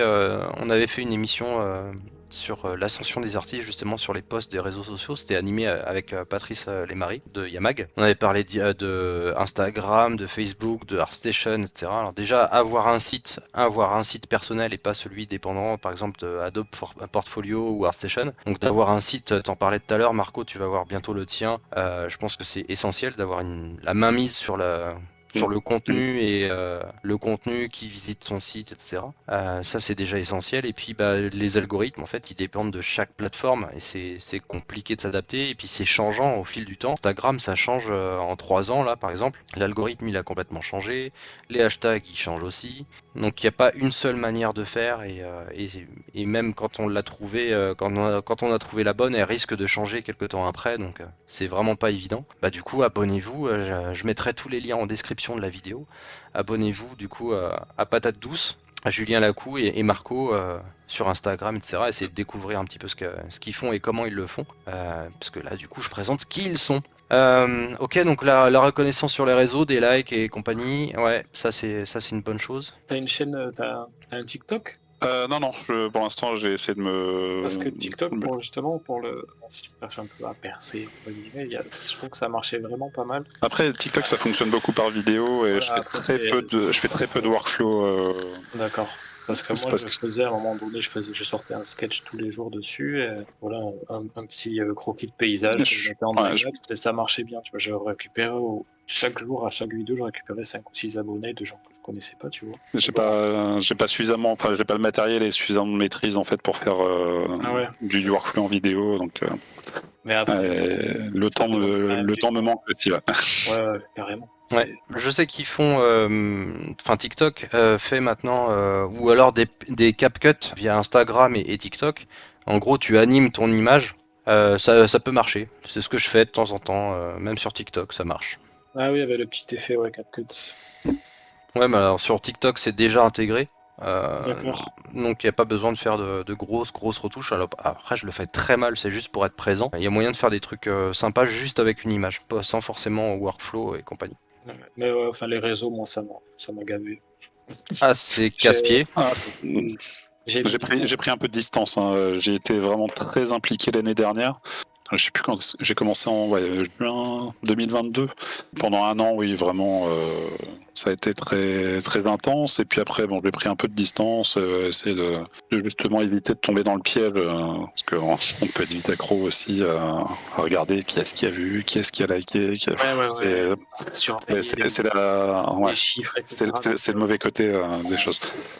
Donc Mais bon. t'en parlais quelque part, ça vient avec, c'est on cherche la reconnaissance et on essaie toujours de s'améliorer. Du coup, en fait, quand tu regardes tes likes, qui c'est qui a liké et pourquoi, à quel moment, t'essaies d'analyser en fait la réaction de ton public, même ceux que tu connais pas, et c'est toujours dans le but de t'améliorer. Mais du coup, ouais, il y a un moment où tu en deviens un petit peu prisonnier. Moi, j'essaie toujours, là, je vais parler de moi un petit peu, mais tu vois, avec la chaîne Créa News. C'est compliqué de décoller au niveau abonné. Je fais un truc vraiment de niche en plus et je le fais pas forcément super bien. Je suis pas un, comment dire, un YouTuber en tant que tel. Déjà, je me filme moi alors que c'est pas du tout mon truc. Et du coup, c'est compliqué d'essayer de plaire à un public qui, de toute façon, en demandera toujours plus. Donc, mon conseil en tout cas, c'est essayer de se détacher. C'est ce que tu as fait. Hein. Des vues, des likes, des machins.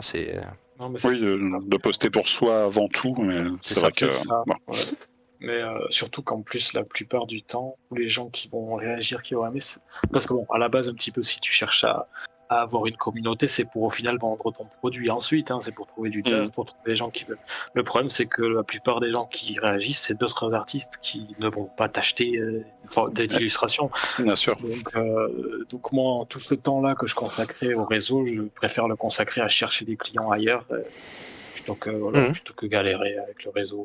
Et puis, il faut être trop régulier. J'étais pas encore dans cette logique de démarchage, donc de fait, ouais, c'était plus pour me faire connaître que pour. Ouais, je vois. Être présent, ouais. Juste te dire hello, je suis là. Mais il faut être trop régulier sur les réseaux. Je l'ai fait pendant une période. C'est pareil, tu peux étudier toute ta soirée sur le téléphone Oh, non, c'est chiant. La seule période où je suis vraiment tous les jours sur Insta, c'est pour le Inktober en fait. Ouais, d'accord. C'est vraiment le seul moment où j'essaie d'être présent, et encore c'est un défi plus personnel que vraiment pour l'histoire de réseauter. C'est super bien ça en plus, parce que ça te fait prendre du niveau, ça fait Ah oui, oui, oui. C'est cool. En traditionnel, oblige, Carrément. uniquement à l'encre.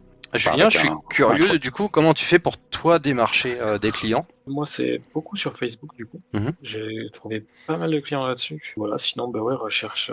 Je tape sur Google, recherche illustrateur, et puis je tombe sur des annonces des fois. Bah, après, j'ai envoyé pas mal de mails à des maisons d'édition aussi. Mhm. Je cherche, voilà, je me fais une liste de maisons d'édition de romans. J'ai fait aussi récemment des maisons d'édition de jeux de société, et j'ai bombardé de mails, j'ai envoyé plein de mails. Bon, malheureusement, ça n'a pas donné grand-chose, j'en ai eu 3-4 réponses, je crois, sur une vingtaine de mails envoyés. Bon, ils nous disent que c'est très bien, ça leur plaît, qu'ils me recontacteront si jamais ils ont besoin. Oui. Et voilà. Et puis sinon, j'essaie de participer aussi un petit peu à des salons. À des salons de présentation, justement, voilà, pour des jeux de société, etc. Essayer de rencontrer des éditeurs toujours, ou des auteurs. Ouais, c'est ce qu'a Voilà. fait une de mes connaissances, Lisa Turban, qui est artiste sur DPS et sur les réseaux, avec qui on avait monté le petit collectif No Man's Land, je les salue d'ailleurs, qui avait fait exactement la même chose que toi, démarcher auprès de salons de jeux vidéo, de jeux de société, pardon. Donc il y a eu apparemment un petit contrat avec un éditeur de jeux de cartes, donc Yes. à voir ce que ça donne. Bon, malheureusement, j'étais tombé sur. C'était la première édition dans ma ville, donc il n'y avait aucun éditeur. En fait, il n'y avait que les gens qui venaient présenter les jeux. Donc j'ai rencontré personne, malheureusement. J'essaye de trouver d'autres événements de ce type. Mhm. Et voilà. Mais là, le plus de taf que j'ai eu, c'était sur Facebook, en rejoignant des groupes, pas forcément que français, hein, il y a des trucs étrangers, etc. aussi. Voilà. Facebook, je suis un peu étonné parce que pour moi, c'est en perte de vitesse parce que beaucoup trop de pubs et de trucs qu'on veut pas voir, des trucs sponsorisés. Personnellement, c'est sur ce Ok. sur ce réseau que j'ai trouvé le plus d'annonces et le plus de taf. C'est là-dessus que j'ai trouvé la maison Ah, c'est d'édition intéressant. avec laquelle je travaille aussi. Mhm. J'ai trouvé une petite maison d'édition qui me rappelle assez régulièrement, peut-être tous les mois, pour faire un petit boulot, une petite couverture, une affiche ou ce genre de choses. Et ça, c'est vraiment cool. Si j'avais 3 ou 4 clients comme ça, ce serait vraiment pas mal. Je voulais venir à un petit truc particulier, mais alors il n'y a pas forcément que les IA, il y a toutes les nouvelles technologies, que ce soit la 3D, les Gaussian splatting, là, dont je viens de parler dans une émission, mais comment vous voyez l'avènement de ces technologies-là pour les métiers, pour vos métiers? J'ai envie de mettre l'IA un petit peu à part, parce que ça va au-delà de l'innovation technologique, ça révolutionne complètement le game. Hein. Ça permet en fait de créer juste à partir d'un prompt, alors que les autres, De générer, en tout cas. les autres outils nécessitent un apprentissage et une certaine maîtrise. Moi, je dis pas que taper un prompt, c'est si facile que ça, quoique. Il faut Ouais. quand même, il y a quand même quelques mots-clés à apprendre, mais il me semble que c'est beaucoup plus accessible. Ça dépend lesquels. Hein. Il y a des outils, en tout cas, où il y a plus de paramétrage que juste la phrase, le prompt à taper. Mais ouais. Entre l'IA et un outil, j'arrive quand même, personnellement, je fais la différence entre les deux, puisque ça n'a pas la même résonance. Et du coup, comment tu perçois et l'IA et les autres technologies dans ton métier? Tu fais de la 3D aussi, donc... Oui, les autres technologies comme Blender, bon. Donc il y a toujours le syndrome de l'imposteur qui te dit c'est un peu de la triche, comme quand on utilise des références pour faire ces images, même en 2D. Hein. Alors que c'est le contraire. Un sujet sur lequel je vais discuter un petit peu ça, c'est vrai que quand j'ai commencé là-bas au confinement à dessiner, j'étais vraiment dans ma tête full digital painting. Je voulais pas utiliser de photos, ni de 3D, ni de tout ça, parce que dans ma tête c'était un peu la triche. Et le truc, c'est que quand j'ai commencé à avoir mes premiers tafs, et que je sais pas, maintenant j'ai fait 300 € une illustration sur laquelle j'ai passé plus de 40 heures dessus parce que j'ai tout fait à la main. Je commençais à me dire, mec, il va falloir que tu trouves des moyens d'aller plus vite. Ouais. Et c'est là que je suis passé un petit peu à me renseigner un peu plus sur le photobashing et sur la 3D. Pour le plaisir, c'est très bien hein, de de faire tout en digital painting, de se dire qu'on triche pas peut-être, etc. Mais par contre, quand tu vas bosser sur un projet professionnel, tu pourras pas le faire parce que tu n'auras pas le temps. Pas le Et, temps ou et en ça tout coûtera cas, trop cher. ça, Ouais. voilà, ça coûterait beaucoup trop cher si tu demandes le temps que tu y passes. Pardon, Ouais, je te coupe. L'utilisation de Blender, je pense à ça par rapport aux dernières illustrations que j'avais faites. C'était pour le challenge 17 sur DPS, je précise. Ça a été un gain de qualité aussi par rapport oui. à l'image. La gestion de la lumière que je maîtrise pas encore totalement, le fait d'avoir cette assistance de la part de la 3D, c'est quand même un gain de qualité plus que de temps, puisque finalement j'ai passé autant de temps qu'une illustration traditionnelle, plus traditionnelle. Moi, j'utilise beaucoup de 3D maintenant dans mon workflow aussi. C'est très très long. En fait, c'est presque plus long. Au final, après, forcément, on va avoir une image qui est vachement plus détaillée, vachement plus réaliste, mais c'est très très long. Je sais qu'aussi j'ai passé sur le dernier concours, la DPS, où j'ai fait une ville science-fiction. Là. J'ai dû y passer plus de 40 heures rien que sur Blender, et après il y a le paint over par-dessus, etc. Ah bah si tu fais tout, ouais. Ouais, carrément. Ouais, après voilà, il y a le fait d'utiliser des assets déjà faits ou de modéliser soi-même aussi les éléments. Ouais, il y a pour ça, et si puis on des modélise add-ons soi-même, pour... exactement. Mais ouais, enfin, la 3D, c'est quelque chose aussi. Enfin, il faut connaître. Hein, ça aussi, j'ai passé un sacré nombre d'heures moi pour avoir le niveau que j'ai aujourd'hui Ouais. dessus. Mais ça reste un outil. Ouais, bien C'est un sûr. outil, ouais. Mais c'est très très utile et très plaisant. Enfin, moi qui étais à la base sur le cinéma d'animation, etc. Moi, j'aime beaucoup la 3D Blender. J'adore passer du temps là-dessus. Limite plus que le digital painting même. Parce que ça n'exclut pas les fondamentaux de composition, de lumière, tout ça, de dynamisme. C'est complètement complémentaire. Ouais. Oui. Mais après, c'est vrai que moi aussi, je ressens un peu le syndrome de l'imposteur quand je fais beaucoup de 3D comme ça, où je me dis que bon, il y a pas mal de choses que je connais pas sur la théorie des couleurs, par exemple, sur la lumière, la maîtrise de la lumière avec un logiciel 3D. Si je devais la faire sans la 3D, par exemple, sur une scène un peu compliquée, je ne sais pas si je serais capable de le faire. En tout cas, j'y passerais beaucoup de temps. Donc, c'est pour ça que j'ai envie, moi aussi, quand même, d'aller faire cette formation BPS pour apprendre toute cette base 2D que j'ai pas encore, toute cette théorie que j'ai jamais apprise parce que j'ai appris tout seul, et il y a beaucoup de théories que je ne connais pas sur la théorie des couleurs, sur les règles de composition, etc. J'en connais quelques-unes, mais j'ai beaucoup à apprendre. Et c'est des choses que je voudrais apprendre justement avant de continuer à développer la 3D, etc. C'est vrai que j'ai beaucoup développé la 3D ces dernières années là, mais j'ai beaucoup de choses en 2D à revoir et à consolider surtout grâce à DPS, notamment. À mon avis, c'est sur DPS que je pourrais débloquer le plus vite tout ça. Après, bon, c'est celle que je connais, on va dire, le mieux en dehors du digital painting par rapport au traditionnel. Pour tout ce qui est photobashing, je l'ai pas encore fait vraiment. On va dire que c'était des essais balbutiants jusqu'à ce que j'aborde les modules en question. Je sais qu'il existe pas mal de tutos, mais j'ai pas envie de trop me lancer là-dedans, de peur d'avoir des résultats désastreux. Donc je vais le faire en son temps, petit à petit. Tu en auras quand même, je te rassure. Ouais, après il y a la VR un petit peu, j'ai touché, mais très rapidement moi. Ah, c'est intéressant, ouais. C'est sur le Quest, je ne me rappelle plus le nom du soft du coup. Il y en a beaucoup. Oh bah Medium, Gravity Sketch, ouais, Quill. voilà, Gravity Sketch. Gravity Sketch, ok. Il y a Tiltbrush chez Google aussi, il me semble. Ouais, Tiltbrush, ça existe plus maintenant, c'est OpenBrush, mais ouais.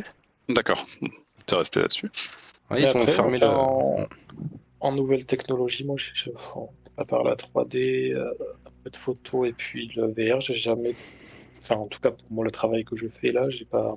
Il y a la photogrammétrie pour les assets aussi, mais il faut avoir un matériel quand même pas déconnant. Avec des lidars, technologie comme ça. Non, pas forcément. Je l'ai montré en Créa News, j'avais scanné avec mon... Bravo Marco. Pardon ? Pas les Créa News. Ah bah il suit pas les Créa News, ça ne va pas Marco. J'ai pas tout suivi, désolé. Bah du coup je viens d'en reparler parce que j'ai évoqué le nerf et le Gaussian splatting, et j'avais fait une première Créa News avec la modélisation entre guillemets d'une maquette en photogrammétrie. Donc j'avais scanné 3D une maquette de Star Wars et avec un simple smartphone et sans lidar, donc sans Apple. Pour scanner les petits objets, ça va, c'est bien. Moi aussi, j'avais Alors, essayé ouais, avec une petite des objets tablette. en général, mais alors pour des environnements, c'est beaucoup plus compliqué. Ouais, c'est ça, ouais. Mais c'est tout à fait accessible via un smartphone sans forcément. Alors, il y a des conditions d'éclairage, Ouais, notamment. en tant que Ça se vieux fait un pas petit peu. n'importe comment, il faut prendre beaucoup de temps, mais c'est tout à fait possible avec un smartphone de base ou un appareil photo tout simplement. Donc ouais, ça c'est assez facile à faire maintenant. Et puis maintenant le Nerf ou le Gaussian splatting c'est encore plus facile. Là je vous laisserai découvrir la vidéo que j'ai postée hier sur le sujet. Ouais. Avec plaisir. Avec Ouais. plaisir. Si ça vous facilite le workflow justement pour que ce soit des environs ou des objets, tant mieux. Et donc du coup des assets 3D par contre du coup de ton Akabi que tu feras toi-même avec photogrammétrie ou ces technologies-là, c'est ça, Marco? Oui, pourquoi pas, oui. Après, bon, au niveau des environnements, j'ai pas grand-chose de vraiment remarquable près de chez moi. Enfin, quoique quelques remparts intéressants si jamais je veux faire un petit peu d'environnement. Après, Mhm. ouais, ce sera plus pour des objets. Quoique après la modélisation 3D à partir d'une photo en référence peut être tout à fait viable, hein. Mhm. Disons que je manque un peu d'expérience encore là-dedans. C'est balbutiant et là j'avais repris vraiment les cours depuis seulement ce début d'année. Bon, ça reste encore un long chemin à parcourir en parallèle de tout le reste. Je me Que rappelle de qu'un mec, projets. Ouais.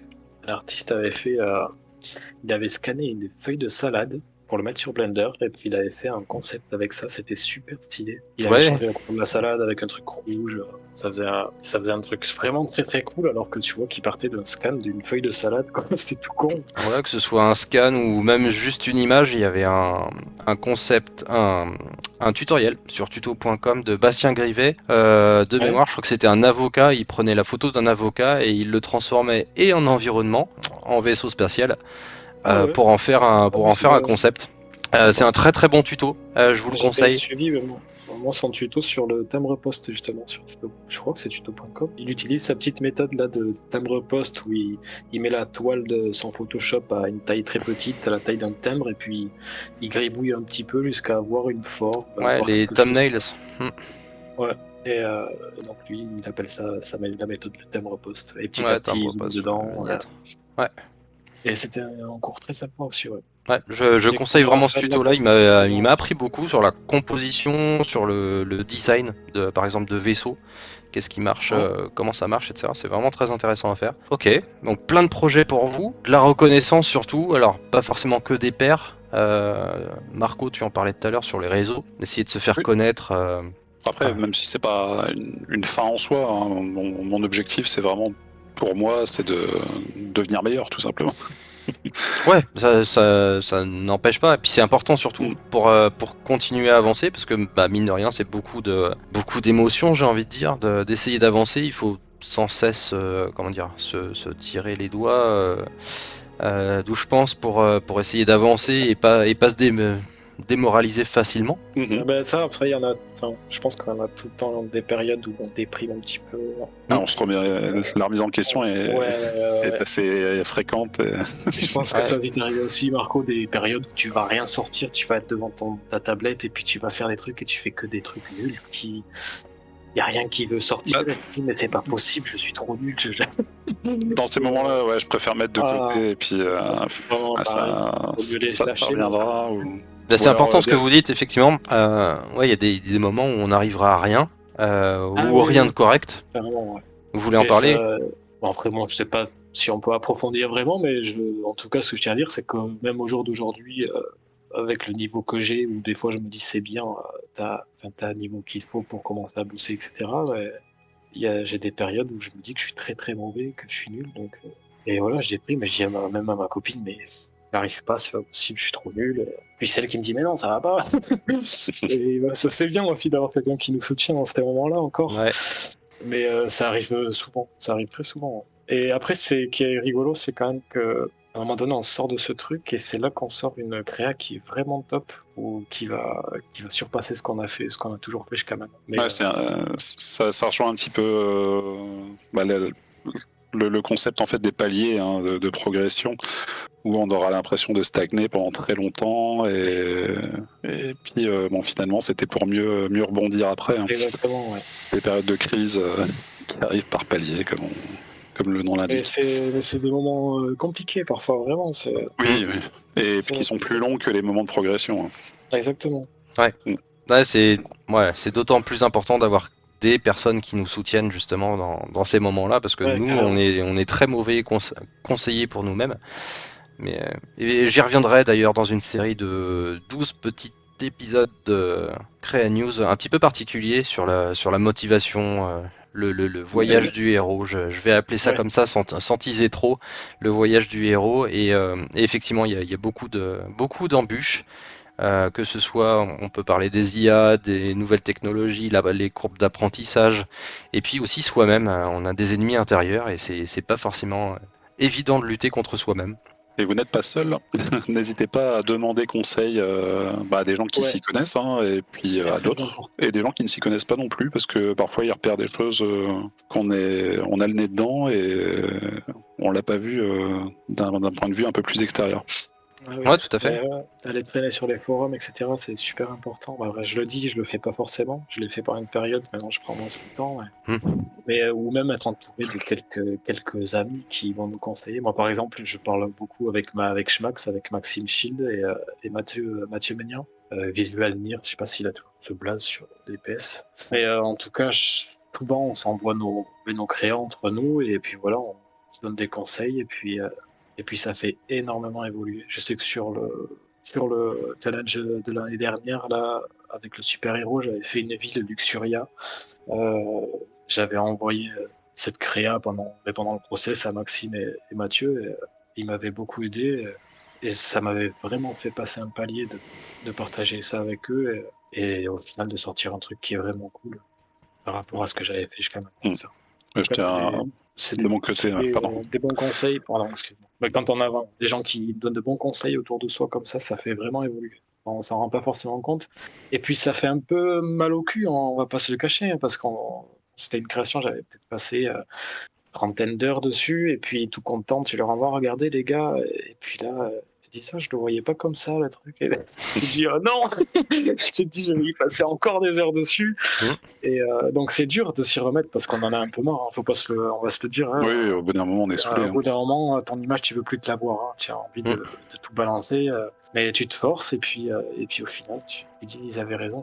Et puis voilà, ça fait évoluer, ça fait prendre du niveau. Alors Mathieu, je le connais un peu moins, mais effectivement Maxime, c'est une crème on retrouve, c'est ce que j'ai mis un petit peu sur le site, on retrouve un petit peu sa patte dans ce que tu fais. Ouais, j'ai vu ce que tu l'as mis. Ouais. Il y a quelques traits, une atmosphère qu'on retrouve de Maxime dans tes dessins. Ah, c'est possible. Vu que je tiens des conseils de lui en plus, alors. Ouais, certainement, mais de toute manière, ouais, il y a une petite patte. Maxime, j'avais bénéficié de ses lumières aussi en début de formation. C'était un de mes premiers digital painting d'imagination pure. Il m'avait orienté sur tout ce qui était perspective et tout ça. C'était même pas des concepts abordés dans les premiers cours. Et donc, disons que j'avais pris un petit peu d'avance grâce à lui. Maxime, très très gentil. Oui, oui. C'était pas aller lui parler. C'était pas aller demander des conseils. Ouais, très très cool, Maxime, franchement. Pour le challenge, il me semble que c'était le challenge 14 sur les environnements post-apo, j'ai bénéficié des conseils de Jal, Geoffroy Torrens, qui est concept artiste plutôt connu.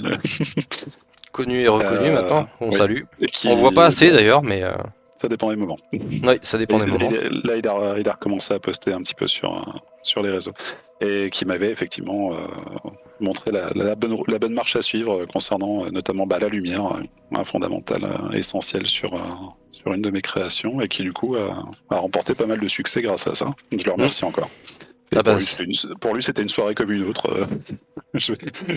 Il a fait ça vraiment entre la poire et le fromage, et puis mais bon, c'est.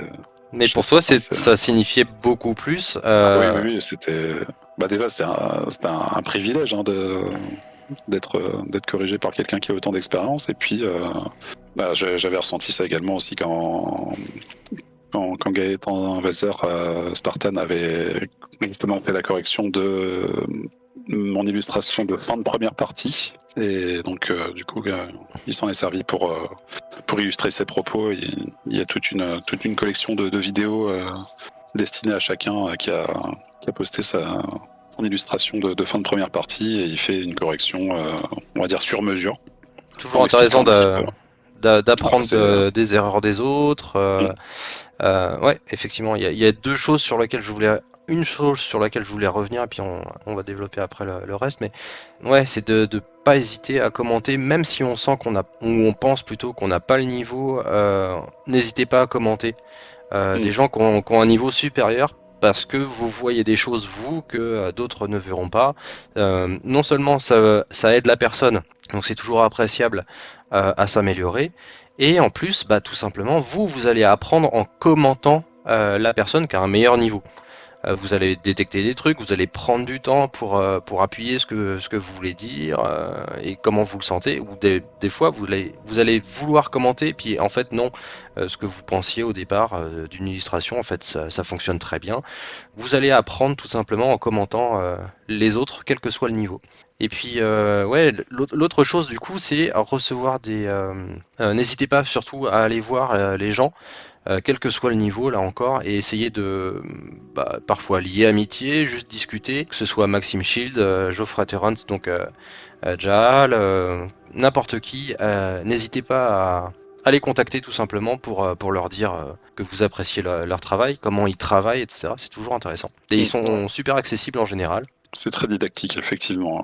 Ça, c'est quelque chose que vous arrivez à dépasser suffisamment, ou vous êtes resté timide Ah, bon, toujours un prompt de timidité, hein, pour ma part, hein, bon, Ouais, pareil. c'est dans ma nature. Hein. Moi, je me sens pas non plus légitime à corriger les autres encore. Moi, je le fais, ouais, quand il y a des challenges, en général, quand les forums sont ouverts. Ouais, sur les forums un petit peu aussi, ouais, ça m'arrive. Mais en général, on va essayer.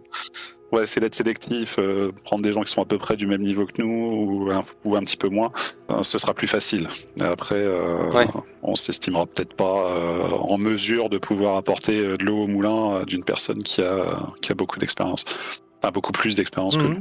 Bien sûr. Et aller voir tout simplement, ou commenter, pas forcément commenter justement une illustration de quelqu'un. Je sais pas moi, aller voir justement Jaal, Bastien Grivet ou quoi que ce soit. C'est quelque chose qui est trop fort pour votre timidité ou Pour moi, personnellement, non, mais c'est à Raphaël Lacoste que je voudrais envoyer un message depuis un moment. Mais que je prends pas le temps de faire. Voilà, tout simplement. Parce que je voulais lui envoyer un petit peu ce que je fais, et discuter, échanger avec lui, en lui expliquant que je suis un petit peu, je suis un artiste, un nouvel artiste un petit peu dans le milieu. S'il aurait des conseils pour trouver un peu le bout du boulot, etc. Ce genre de choses. Je l'ai pas fait. Je l'ai pas fait. Parce que il j'ai faut pas pris prendre le temps. temps avec Raphaël Lacoste. Effectivement, je pense que des Mais gens c'est comme pas ça, quelque chose qui me fait peur, en tout cas. c'est bien. Je me dis, bon, s'il a le temps, il va répondre, je vais être très content. S'il a pas le temps, parce que je pense que pour ces personnes-là, le fait d'aider des nouveaux artistes comme ça doit être un plaisir. S'ils ont le temps de le faire, ils doivent être contents de le faire. Ah, c'est bien de le C'est voir vrai, comme mais ça. j'ai Ouais. pas plus. C'est juste une démarche à faire, et puis bon, c'est Ouais, toujours justement, enrichissant. bon, C'est et puis toujours après, c'est toujours enrichissant. si on n'a pas de réponse, on n'a pas de réponse. Il a pas eu le temps, il a pas eu le truc. Et ça Alors n'engage pas rien, se en tout vexer cas, parce que d'essayer, quoi. il a pas répondu, c'est parce Non, que voilà, surtout. il ou elle, hein, mais. Exactement. Mais je pense que si la personne a le temps, ça lui fera plaisir de répondre et de donner des conseils à des petits artistes comme nous. Je pense que c'est pratiquement sûr. En tout cas, si j'étais à leur place, que je devenais un grand artiste un jour, ce serait un plaisir d'aider des plus petits qui viennent me demander des conseils plus tard, quoi. Ça, c'est clair. Ah, j'aime bien entendre ça parce que c'est effectivement le cas en général, à quelques exceptions près, mais ouais, dans la communauté, par rapport à des gens dans l'industrie en général, les autres industries que celle du média, on n'entend pas forcément cette mentalité, et c'est plus je garde pour moi, et je fais pas Ouais. bénéficier les autres. Mm. C'est quelque chose qui, Après, ça moi, va dans ma dépendre des carrière, gens, je pense. Ça peut oui, ça va dépendre des dépendre gens. de toute façon des gens, mais de manière générale, c'est ce qu'on retrouve dans la communauté des artistes et qu'on trouve pas ailleurs. Effectivement. J'ai eu l'expérience justement avec mon groupe de musique, ça reste un peu domaine artistique pour moi, tout ce qui est musique, etc. Donc on avait fait un concert justement, on était trois groupes à faire un concert, donc on était deux petits groupes et un groupe qui était quand même pas mal connu. Et donc ce groupe qui est pas mal connu, ils nous prenaient vraiment de haut, ils étaient pas cool du tout, sur le matos, sur la batterie, etc. Enfin, il y avait eu un peu des histoires, alors je m'étais dit, ils sont...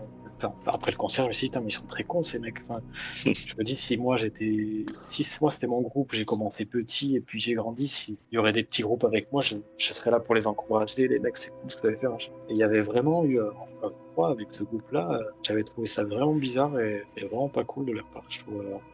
Donc c'est pour ça que ça va dépendre des gens et des personnes, sûr. je pense aussi. Hein. C'est une question d'ego. Je suis en train de me demander si justement ce métier de créatif qu'on aspire à faire ne rassemble pas des gens qui ont un petit peu à peu près le même profil psychologique, je dirais un peu timide, un peu effacé, qui justement se permettent des choses parce qu'ils ils se produisent au travers de leurs œuvres. C'est une réflexion intéressant. personnelle que je me faisais. Ouais, c'est d'autant plus intéressant que c'est toi qui poses la question vu ton métier actuel. Ah oui. Effectivement, un petit peu aux antipodes de ce que je suis. Quel est notre profil en général psychologique ou psychiatrique parfois ce serait intéressant justement de savoir. Des gens extrêmement névrosés, hein, tout simplement. Ouais, c'est pas faux. Qui se roulent en boule dans un coin et qui espèrent. Aïe, oui, touché. J'ai Touché. vu il n'y a pas si longtemps un artiste, la différence entre un artiste connu et un artiste pas connu. On voit un petit dessin d'une personne en boule sous une couverture dans un canapé C'est en ça. PLS. Ça change pas en fait, quelle que soit sa notoriété. Et quelle que soit la notoriété, c'est ce que j'allais dire des fois, t'as des gens qui font une dépression alors que putain, regarde qui t'es quoi. Et où t'es, donc ouais. Névrosé, c'est ça le mot. Et par contre, le profil musicien revient très souvent également dans les gens que Ouais, je côtoie. ouais, c'est ce que j'ai pas trop relevé, mais Comme si c'était une sorte Julien, toi-même. d'exutoire, hein. Ouais, peut-être. On parlait de Maxime, Maxime aussi fait de la musique. Ça restait très limité, mais effectivement, à un moment. Mao était dans ingénieur du son, fait encore du son, je crois, un petit peu. Il y en a pas mal qui font de la musique. Jaël fait de la musique, il fait partie d'un groupe. Jaël fait de la musique, et je pense à Fuzz, Jean Buchet, ouais, il y en a plein d'autres, ouais. Donc effectivement, ça doit être un profil qui se retrouve assez fréquemment. J'avais envie de vous demander, qu'est-ce que vous conseilleriez aux jeunes générations, ou moins jeunes, tout simplement les débutants, ceux qui découvrent peut-être tout simplement qu'il n'y a pas de don et qu'ils peuvent, sans en faire forcément un métier, mais qu'ils peuvent apprendre à dessiner et dessiner tout simplement. Qu'est-ce que vous leur conseilleriez? Une bouteille à la mer. Vas-y, je te laisse commencer. De pas se sentir tout petit, de pas hésiter à copier les plus grands, ne serait-ce que pour se faire la main et puis pour découvrir tout simplement. Enfin, c'est comme ça qu'on commence en fait, on copie, on regarde ce qui nous plaît et puis c'est comme un menu de restaurant, on choisit ce qui nous plaît au bout du compte. Apprendre et comprendre comment une illustration marche, quelle qu'elle soit. Vraiment, après moi je dirais surtout, si la personne ça lui plaît, de foncer, de prendre plaisir sur toi. Avant tout, c'est vraiment prendre le plaisir à faire la chose. S'il aime dessiner, dessine, fais-toi plaisir vraiment. Et puis si un jour ça te mène quelque part, n'hésite pas. Ou en tout cas, si t'hésites à te lancer là-dedans professionnellement, je dirais n'hésite pas, tente, et puis tu verras bien. C'est un peu ce que je me suis dit moi. De toute façon, je me disais c'était peut-être un peu tard. Je me suis dit, si tu veux essayer quelque chose, c'est maintenant ou jamais. Et je me suis lancé. Et puis voilà. Il faut pas hésiter. Et puis tu verras bien où ça te mène. Et puis si ça marche pas, tu reviens sur tes pas et puis tu fais ce que tu avais prévu de faire au début. Mais si vraiment une passion, si ça te passionne vraiment, que tu voudrais faire quelque chose là-dedans, il faut pas hésiter parce que si t'hésites ou si tu ne le fais pas, tu le regretteras un jour dans ta vie, c'est sûr et certain. Est-ce que c'est ça que vous vous diriez si vous rencontriez votre vous-même plus jeune? C'est sûr que je lui enverrai tout plein d'encouragements pour continuer de le faire, même s'il fait autre chose actuellement, quoi. Ouais, si j'avais pu bénéficier d'un petit peu plus d'expérience, quelques années de plus, je serais peut-être déjà professionnel dans le métier. C'est juste que je savais pas. C'est ça. On se dit que si on avait commencé plus tôt, on serait peut-être ailleurs et dans un environnement qui nous plaît vraiment. Ça, c'est sûr, hein. On va pas se le cacher. Moi, les chantiers, c'est bien pour les sous, hein, mais Euh, c'est pas le kiff d'aller faire du placo. Je préfère rester à la maison à dessiner, Ça clairement. dépend. Ouais, je sais pas si je me dirais ça parce que malgré tout, mon parcours que j'ai, je le regrette pas du tout parce que ça permet d'être dans la situation dans laquelle je suis actuellement, de pouvoir consacrer du temps à mes C'est vrai. projets artistiques, tout en Ouais, ayant puis une espérance derrière. les gens qu'on a rencontrés aussi, enfin, je veux dire, Oui, notre ça vie t'a aurait été construit. totalement différente. Exactement. Ouais, carrément. Il faut pas regretter dans ce sens-là, ouais. Non, non, après je le regrette pas du tout. Je l'enverrai je l'enverrai à mon mois passé, mais d'un univers parallèle, quoi. Mais ouais, après, je resterai à dire quand même de pas hésiter, de te lancer si t'as un truc en tête. Voilà, je regrette pas du tout ce que j'ai fait, puisque ma copine, c'est pareil, je l'ai rencontrée là où j'ai fait mes études en électricité. Donc, ça fait 15 ans qu'on est ensemble, on fait nos projets ensemble, on a notre petite fille. Donc, je changerais ça pour rien au monde. Mais je changerais pas ça, c'est sûr. Mais si j'avais eu les informations après la troisième, etc. aussi, ben, voilà, j'aurais certainement foncé aussi dans ces projets-là parce que c'était quelque chose qui me plaisait, qui me passionnait vraiment. Donc voilà, après les choses de la vie ont fait que je suis passé ailleurs. Et finalement m'y retrouver aujourd'hui quand même là-dedans. Donc là, pour bien que j'avais envie d'aller faire quelque chose dans ce domaine-là. Ah, intéressant. Et voilà. Qu'est-ce que vous aimeriez faire passer comme message aux entreprises, aux institutions en général, que ce soit les écoles, les ministères peut-être, les dirigeants, faire savoir au monde ce que c'est que la réalité d'artiste aujourd'hui, que ce soit débutant ou pas d'ailleurs, mais Bah, que c'est des humains.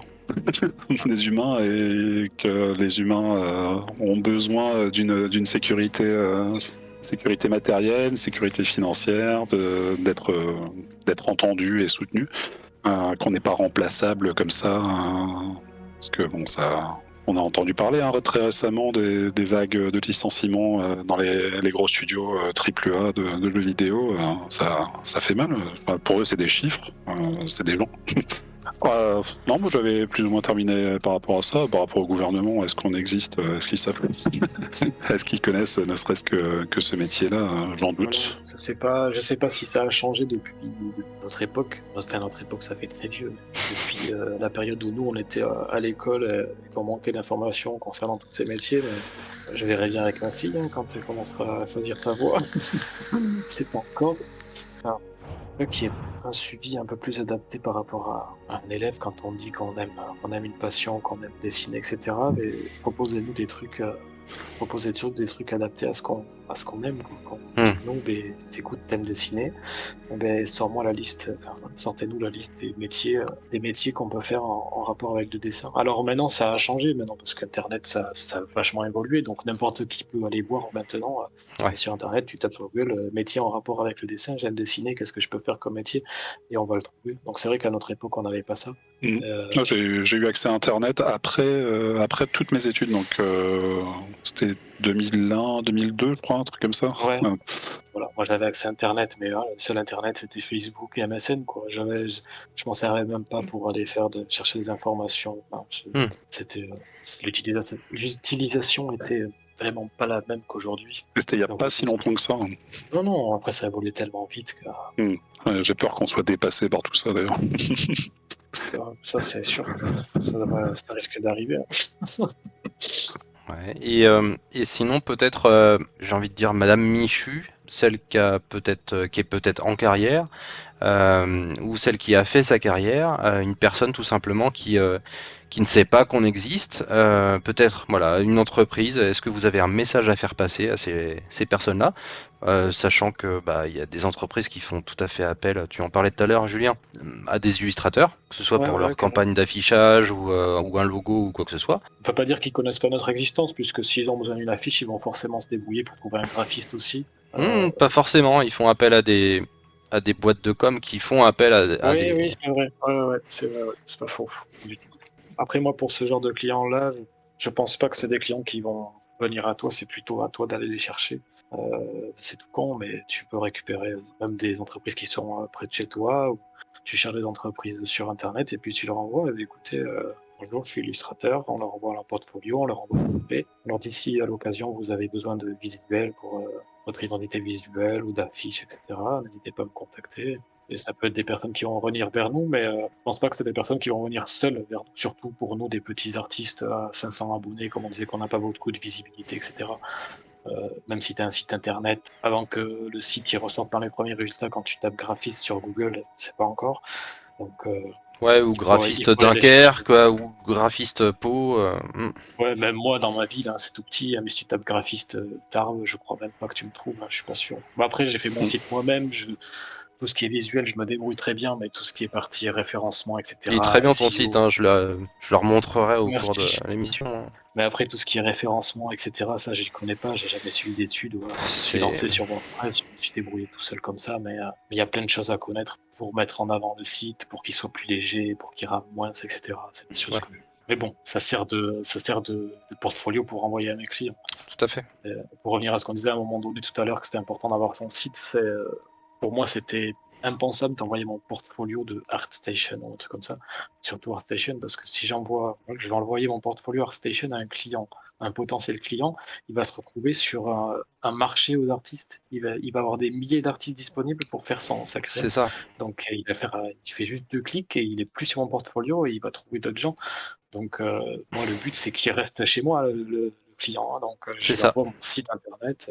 Bah, t'as tout compris, c'est exactement ça l'objet. Quand je vois le nombre d'artistes qui n'ont que ArtStation et un Instagram, admettons, Ouais. je fais c'est tellement dommage que je comprends, mais c'est tellement dommage du coup. Ok. Après, bon, faire son site, c'est du travail aussi. Marco le sait puisqu'il est en train de le faire, j'imagine. C'est mon ami qui s'en occupe, D'accord, parce que Oui. c'était par rapport à ses études. d'accord. Ah bon, Donc c'était un petit peu un projet à part. Donc ouais, du coup je le remercie parce que moi je serais complètement paumé. ouais, C'est un budget, hein, parfois. Oui, Et c'est un budget si on prend quelqu'un, bien sûr. Puis même comment dire, en nom de domaine par exemple, c'est un certain budget. Oui, oui, oui, c'est vrai qu'il faut payer le nom de domaine, il faut payer l'hébergement. Donc ouais, ça se Euh, fait pas comme ça. Je vais faire mon site et basta. Ouais. Faut non, non, bon, réfléchir un après, il y a des minimum. trucs un peu simplifiés, je sais plus les noms. Bon, moi, j'ai voulu faire un truc bien, entre guillemets, avec WordPress, etc. C'était le côté un peu plus difficile. Après, il y a des sites un petit peu tout faits. J'ai plus les noms en tête, mais comme Wix, je crois, des trucs comme ça, il me semble. Wix, ouais. Voilà, donc là, bon, il faut quand même acheter le nom de domaine, etc. Mais c'est vachement plus simple pour commencer à créer une petite page et mettre ses créations dessus quand même. Oui, oui. Bon, moi, j'ai choisi une autre solution pour mes sites, mais effectivement, ouais, il y a d'autres solutions un petit peu moins chères. Mais effectivement, voilà, quand même un budget à prendre en compte. Il y a le Adobe Portfolio fonctionne bien, je trouve. Je l'ai utilisé pendant un petit moment parce que j'avais mon site en version française pour les Français et pour envoyer à des étrangers, j'avais fait un site en version anglaise avec Adobe Portfolio. Ouais, Et ça marche pas mal. Par rapport à ArtStation, en tout cas, il y a des pas avantages. mal. Ouais. Ouais, en tout cas, voilà, les gens arrivent sur un site, c'est ton site, et puis voilà, ils partent pas ailleurs. Non. c'est ta vitrine à toi. Ouais, c'est ça, t'as ton adresse perso, t'envoies cette adresse, et puis. Marco, du coup, tu fais ton site la semaine prochaine. Tu l'as fait. Ce sera dans les semaines qui viennent. Ce Ok. sera sous la forme d'un site classique à peu près comme celui de Patate. Je vous tiendrai au jus. Ça marche. Bah oui. J'ai pas tous les- Pour j'ai que pas je tous le les rajoute détails. en lien. Ok. Quels sont les échecs auxquels vous avez fait face? Qu'est-ce qu'ils vous ont apporté à l'époque et qu'est-ce qui vous apporte encore aujourd'hui? Pour ma part, l'échec, je le vis encore actuellement. C'est un boulet que je me traîne. J'ai une très mauvaise coordination œil-main, dextérité au ras des pâquerettes. Donc ça, c'est un truc que je lutte, contre lequel je lutte au quotidien. Je sais pas si beaucoup de gens se reconnaîtront du coup. Il y en a qui évoluent dans ce sens-là. Je fais des illustrations en 2D sur un line art un petit peu plus de qualité. Et puis je me Ouais. rends compte que c'est jamais assez bien, ou alors j'ai pas un mouvement assez fluide. Je travaille pourtant avec l'épaule, comme on nous a enseigné. Et ça vient pas naturellement. La main qui tremblote, tout ça. C'est difficile à vivre. Et j'essaye de faire avec et de m'améliorer, mais c'est très lent. J'ai essayé des exercices de contrôle de pression, de faire des pas avant-hier, de traits, de cercles, d'ovales et tout ça. Ça n'a jamais été ultra concluant pour moi. Donc je reste un petit peu sur une expérience mitigée par rapport à ça, tout en me disant, c'est pas bien grave, ça se corrige toujours. Il y a des gommes au bout des crayons, ça sert bien à ça, quoi. C'est pas vraiment un échec, Marco, là. C'est Une difficulté, ouais, mais c'est vécu comme comme quelque chose qui m'entrave quand même. C'est un truc que j'ai du mal à passer outre en fait. D'accord. Bah, je comprends, mais ok. Du coup, c'était un peu hors sujet, désolé. Non, non, c'est pas. Enfin, je comprends, mais c'est pas vraiment un échec dans le sens où, bah déjà, c'est pas forcément de ta faute non plus un échec, mais l'échec, je le conçois en tout cas comme quelque chose qui te fait tomber et qui, bah, faut ensuite te relever par la suite. Oui, bah, bon après ouais, c'est tout ce qui nous manque en fait D'accord. en tant qu'artiste, les petites briques de construction en fait qui nous permettent de s'améliorer par la suite. On reste bloqué sur des concepts, sur une couleur qui va pas, sur une composition qui marche pas. Ça c'est quelque chose qui peut être effectivement très très bloquant, et puis passer outre, c'est toujours une espèce de libération de se dire j'étais bête, comment j'ai pu faire ça pendant si longtemps de cette manière, alors que c'est tellement plus simple. Mais c'est des choses qui viennent naturellement. Faut pas se prendre la tête là-dessus. Enfin, faut pas rester dessus. Faut Ouais, passer à autre chose, revenir dessus plus tard. Ouais, pas s'acharner quoi. Voilà. Ah, c'est un S'acharner, bon message. il faut pas quitter un painting fâché. C'est un peu un message que j'ai envie de laisser. Ouais, ça... Faut pas partir sur une mauvaise impression et aller se coucher sur quelque chose qui a pas été. Parce que Ouais, j'aime bien. Faudrait que je l'applique un peu plus, mais j'aime beaucoup. faut s'arrêter en fait quand on prend encore du plaisir à faire ce qu'on fait. Mais là encore, ça s'apprend. Et Julien? Ouais, ben moi je sais pas. Après, j'ai pas vraiment d'un échec qui m'aurait marqué. Gros échec, ce serait plus des petits échecs. C'est pour revenir un peu à ce qu'on disait tout à l'heure, quand il m'arrive des fois de réussir à rien sortir et que voilà, ça m'énerve et que je me trouve nul. J'ai pas vraiment eu de gros échecs qui m'auraient marqué vraiment. Non, personnellement, j'ai pas. C'est pas l'artiste qui est sur son canapé en boule sous la couette. Mais Menteur. sur les périodes où je vais pas réussir à sortir quoi que ce soit, ouais. Là, je vais déprimer un petit peu, je vais me trouver très mauvais, je vais regarder d'autres œuvres, je vais dire putain, mais c'est pas possible, ce que je fais, c'est nul. Mais se Voilà. comparer à d'autres, c'est parfois pas une bonne idée. Hein. Non, c'est clair. Parfois. Mais bon, c'est vrai que des fois, quand on en voit, tu traînes un peu sur Station et tu vois des trucs de certains artistes, tu te dis, mais je suis tellement loin de ce que je voudrais. Ouais, alors, Le niveau de certains est tellement fou. on a tendance à regarder justement, alors surtout sur ArtStation, qualité en général, du moins professionnelle. Après, je me souviens d'une expérience, il y a quelques temps, c'était le salon du fantastique à Paris. J'y suis allé avec des amis. Des gens qui faisaient des couvertures de romans de science-fiction, de fantasy, avec des grands kakémonos pour les vendre et tout, des super stands. À l'époque, je débutais tout juste en DPS, j'apprenais vraiment à dessiner. Quand je voyais ce qui sortait en couverture de romans de science-fiction, etc., je fais mais c'est pas terrible. Et c'était vraiment pas de l'ego mal placé, c'était vraiment pas terrible. Donc, du coup, en fait, si eux, c'était bon pour mon ego quelque part. Si eux ils arrivent à faire des couvertures de romans avec des grands kakémonos, donc ils avaient des moyens, bah, c'est que moi aussi je peux le faire. Et ça aussi ça fait du bien. C'est tout bête. Et là encore c'était pas mal placé, c'était vraiment pas terrible, sans être mauvais à ce point-là. Mais du coup ouais ça peut remonter aussi le moral de se comparer des fois. Carrément, c'est vrai que j'en ai pas parlé non plus sur mes débuts, justement, quand on me disait est-ce que j'ai le niveau pour proposer des prestations professionnelles, justement en voyant un petit peu aussi passer des annonces d'artistes qui disent que voilà, je proposais leurs services, etc. Je voyais un petit peu le niveau de ces artistes, je me comparais à eux et je me disais que si eux ils se permettent de proposer des prestations, alors moi aussi je pourrais le faire. Il y a cette jauge-là aussi qui m'a fait dire qu'à un moment donné, j'étais capable de proposer des prestations professionnelles. Ah complètement. Et sur les échecs, il y a le truc aussi que il m'arrive souvent de m'en vouloir parce que moi, je suis un peu, je travaille un petit peu par période, une période où je vais être à fond dans le dessin, où je vais bosser très, très beaucoup. Et puis, pareil, je vais avoir une période où je vais rien foutre. vraiment, j'ai pas envie, j'ai la flemme, et donc je fais rien pendant 1 ou 2 semaines, et puis à un moment donné, je me dis: «Putain, mais t'as rien branlé, t'es vraiment un» Mmh. je me dis: «Tu vraiment un branleur, mec, tu pu dessiner un peu tous les jours». Et voilà, là, des fois, je m'en veux aussi dans ces moments-là où j'ai pas fait, ou voilà, j'ai peut-être joué à la console plutôt que dessiner, de ce genre-là, quoi. Ouais, puis Mais il y a besoin aussi, certaines fois, de souffler. mais ouais, après, le truc, c'est que ça fait du bien aussi, des fois, de décompresser, de lâcher cette pression, surtout quand, enfin, moi, je sais que je m'étais mis cette pression-là pendant au moins 2 ans quand je faisais les chantiers tous les soirs à bosser. Le jour où j'ai arrêté, que j'ai freiné, que j'ai commencé à souffler, ça m'a fait vraiment, vraiment du bien. Parce que autant psychologiquement que physiquement, c'était compliqué quand même. Et puis après, j'ai envie de dire, le naturel revient au galop. Hein. Il y a toujours un moment où on va se mettre des coups de pied au cul malgré soi. Carrément. Il faut que je m'y remette.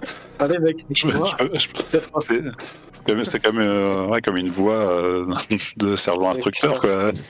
Allez, debout. carrément. D'ailleurs, c'est un peu enfin, c'est pas que le dessin, c'est dans plusieurs domaines, ça, un petit peu. Comment vous faites votre, si vous en faites déjà, de la veille? On parlait tout à l'heure du forum DPS, Instagram. Comment vous regardez un petit peu ce que les autres font? Est-ce que vous suivez des personnes en particulier ou est-ce que vous essayez de grappiller un petit peu partout, voire de fureter un petit peu ce qui se fait? Moi, ce sera forcément un petit peu partout. Parce que bon, j'ai une liste à rallonge non exhaustive d'artistes que je suis, mais c'est toujours formateur, hein, de regarder. Bah, ma dernière expérience en DA, c'était d'une partie de Denis Villeneuve. Où chaque plan est une merveille de composition, de lumière. Et du coup, ça m'a inspiré pour une de mes dernières études. Ouais, faut toujours avoir l'œil, en fait, et on le travaille de plus en plus, avec le temps. Hmm. Je pense à, enfin, qu'est-ce qui fonctionne, en fait, savoir ce qui fonctionne chez un artiste qui a la cote, en fait. Est-ce que c'est son dynamisme, le contraste qui met dedans, même encore des artistes très chevronnés. Je pense à Marc Brunet, sur YouTube, qui se met à faire de l'étude d'autres artistes. Et c'est très formateur de regarder ce qui se fait ailleurs, Mhm. afin de saisir sans chercher à faire du photocopier, quoi. Qu'est-ce qui marche? Qu'est-ce que je pourrais rajouter à mon propre travail? Julien, c'est pareil? Mais moi, justement, quand je vais aller regarder un peu ce qui se fait ailleurs, c'est par période aussi. Je vais avoir des périodes où je suis à fond sur les réseaux, où je vais être beaucoup sur Insta, à scroller, aller chercher des articles, savoir ce qui se fait. Sur ArtStation, pareil. Après, je regarde beaucoup plus, en fait, sur Google. Parce qu'en général, quand je cherche à regarder quelque chose, enfin, ça dépend. Ouais, bon, je peux y aller par hasard, mais après, des fois, j'aime bien chercher un thème en particulier par rapport à, je sais pas, par rapport à un film que j'ai regardé ou quelque chose. Et là, je vais taper directement sur Google, voilà, le concept art de tel film, tel jeu, et voilà. Et là, je vais regarder plutôt dans Google Images. Bon, après, ça me fait tomber sur Pinterest ou sur ArtStation. ArtStation, sur le téléphone, je suis pas fan parce que chaque fois que je clique, bon, c'est peut-être moi qui fais n'importe quoi, je sais pas trop. Mais souvent, bon, je scrolle sur les images et à chaque fois que je vais cliquer sur une image, quand je reviens en arrière, ça me ramène tout en haut de la page. Donc, je suis obligé de Ouais. scroller tout ce que j'ai déjà scrollé. En fait, ça m'énerve un petit peu. Mm. Alors que sur Pinterest, tout est plus direct. Pareil, sur DPS, j'aime bien. J'ai passé un petit peu de temps, mais pas tant que ça, parce que je trouve que ça rame un petit peu quand on regarde les créations des autres et tout ça. Et moi, j'ai besoin que ça aille vite. Voilà. Ah, j'aime ni des ArtStation ni Pinterest. Par contre, il y a des trucs, j'y vais pas assez souvent, pardon. Mais c'est des sites que vous pourrez retrouver sur l'ascension des artistes. Il y a Concept Chips. De mémoire, DC School, très très bon site il y a de tout, hein. Il y a du fantasy, de la science-fiction, etc. Et tout, il y a des artistes qui sont dans les génériques. Tu parlais de Dune ou n'importe quel film. Ouais. Qui n'ont même pas de page ArtStation ou autre, D'accord. donc qu'on ne voit pas forcément, et qui postent du coup ailleurs, et ils sont concentrés sur ces pages-là. Ok.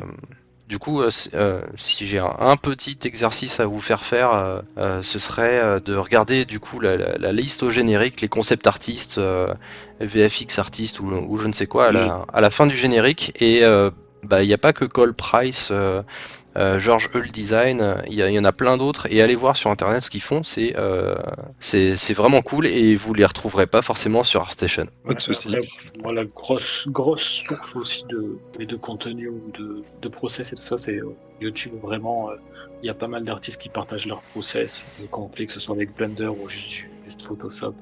comme Jordan Grimmer, il y a Alex P ou Alex Pie, je sais pas trop comment on prononce. Max High aussi qui fait des super vidéos. Il y a... Moi, en général, quand je suis à la maison, j'ai YouTube qui est allumé toute la journée. Des vidéos de concepts qui tournent en fond, et puis quand je vois un truc qui m'intéresse, tiens, putain, ça c'est pas mal. Ah, ça te nourrit vachement. Hein. On pourra citer les chaînes de Proco, de Cynix Design également. Ouais, absolument.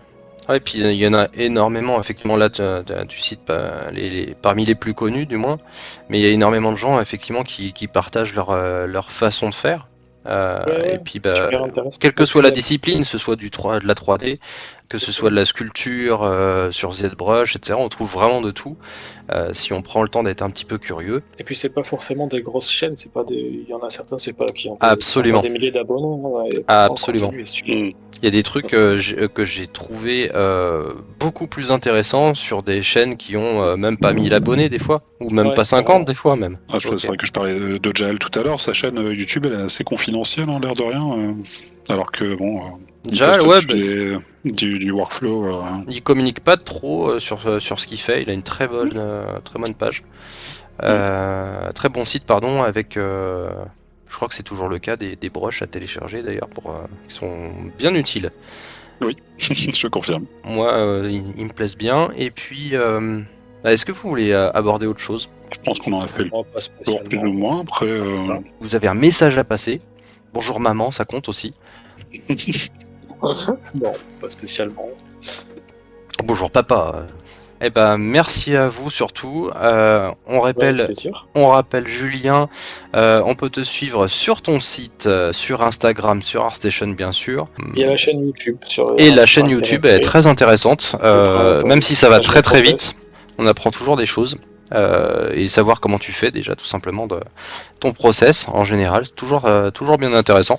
J'aime beaucoup ce que tu fais, donc c'était un vrai plaisir. Marco aussi, j'aime beaucoup ce que tu fais, avec un autre style, complètement un autre style, je trouve. Et félicitations pour le dernier challenge. Là, je sais pas si les résultats vont sortir aujourd'hui, je crois normalement. Normalement, c'était prévu, ouais. Et j'espère que tu seras bien placé parce que ça m'avait bien plu. Et je t'avais commenté en privé ce que tu avais fait pour le challenge. Je vais le remontrer du coup en post-prod, mais voilà. On peut te suivre aussi du coup. Flatté, merci. Ah ben vraiment. Donc Marc, sur ton ArtStation et puis Instagram, et prochainement ton site internet, je le remettrai en lien dans la description de la vidéo, bien sûr. Dès que c'est prêt. Dès que c'est prêt. Et ben encore merci à vous, c'était un réel plaisir, et j'espère que les personnes qui visionneront cette vidéo de bout en bout apprendront des choses et que ça les aidera un petit peu dans leur parcours d'artiste en devenir. Bon brush à tous. Bon brush à tous, merci, et puis à très bientôt. Salut. Salut.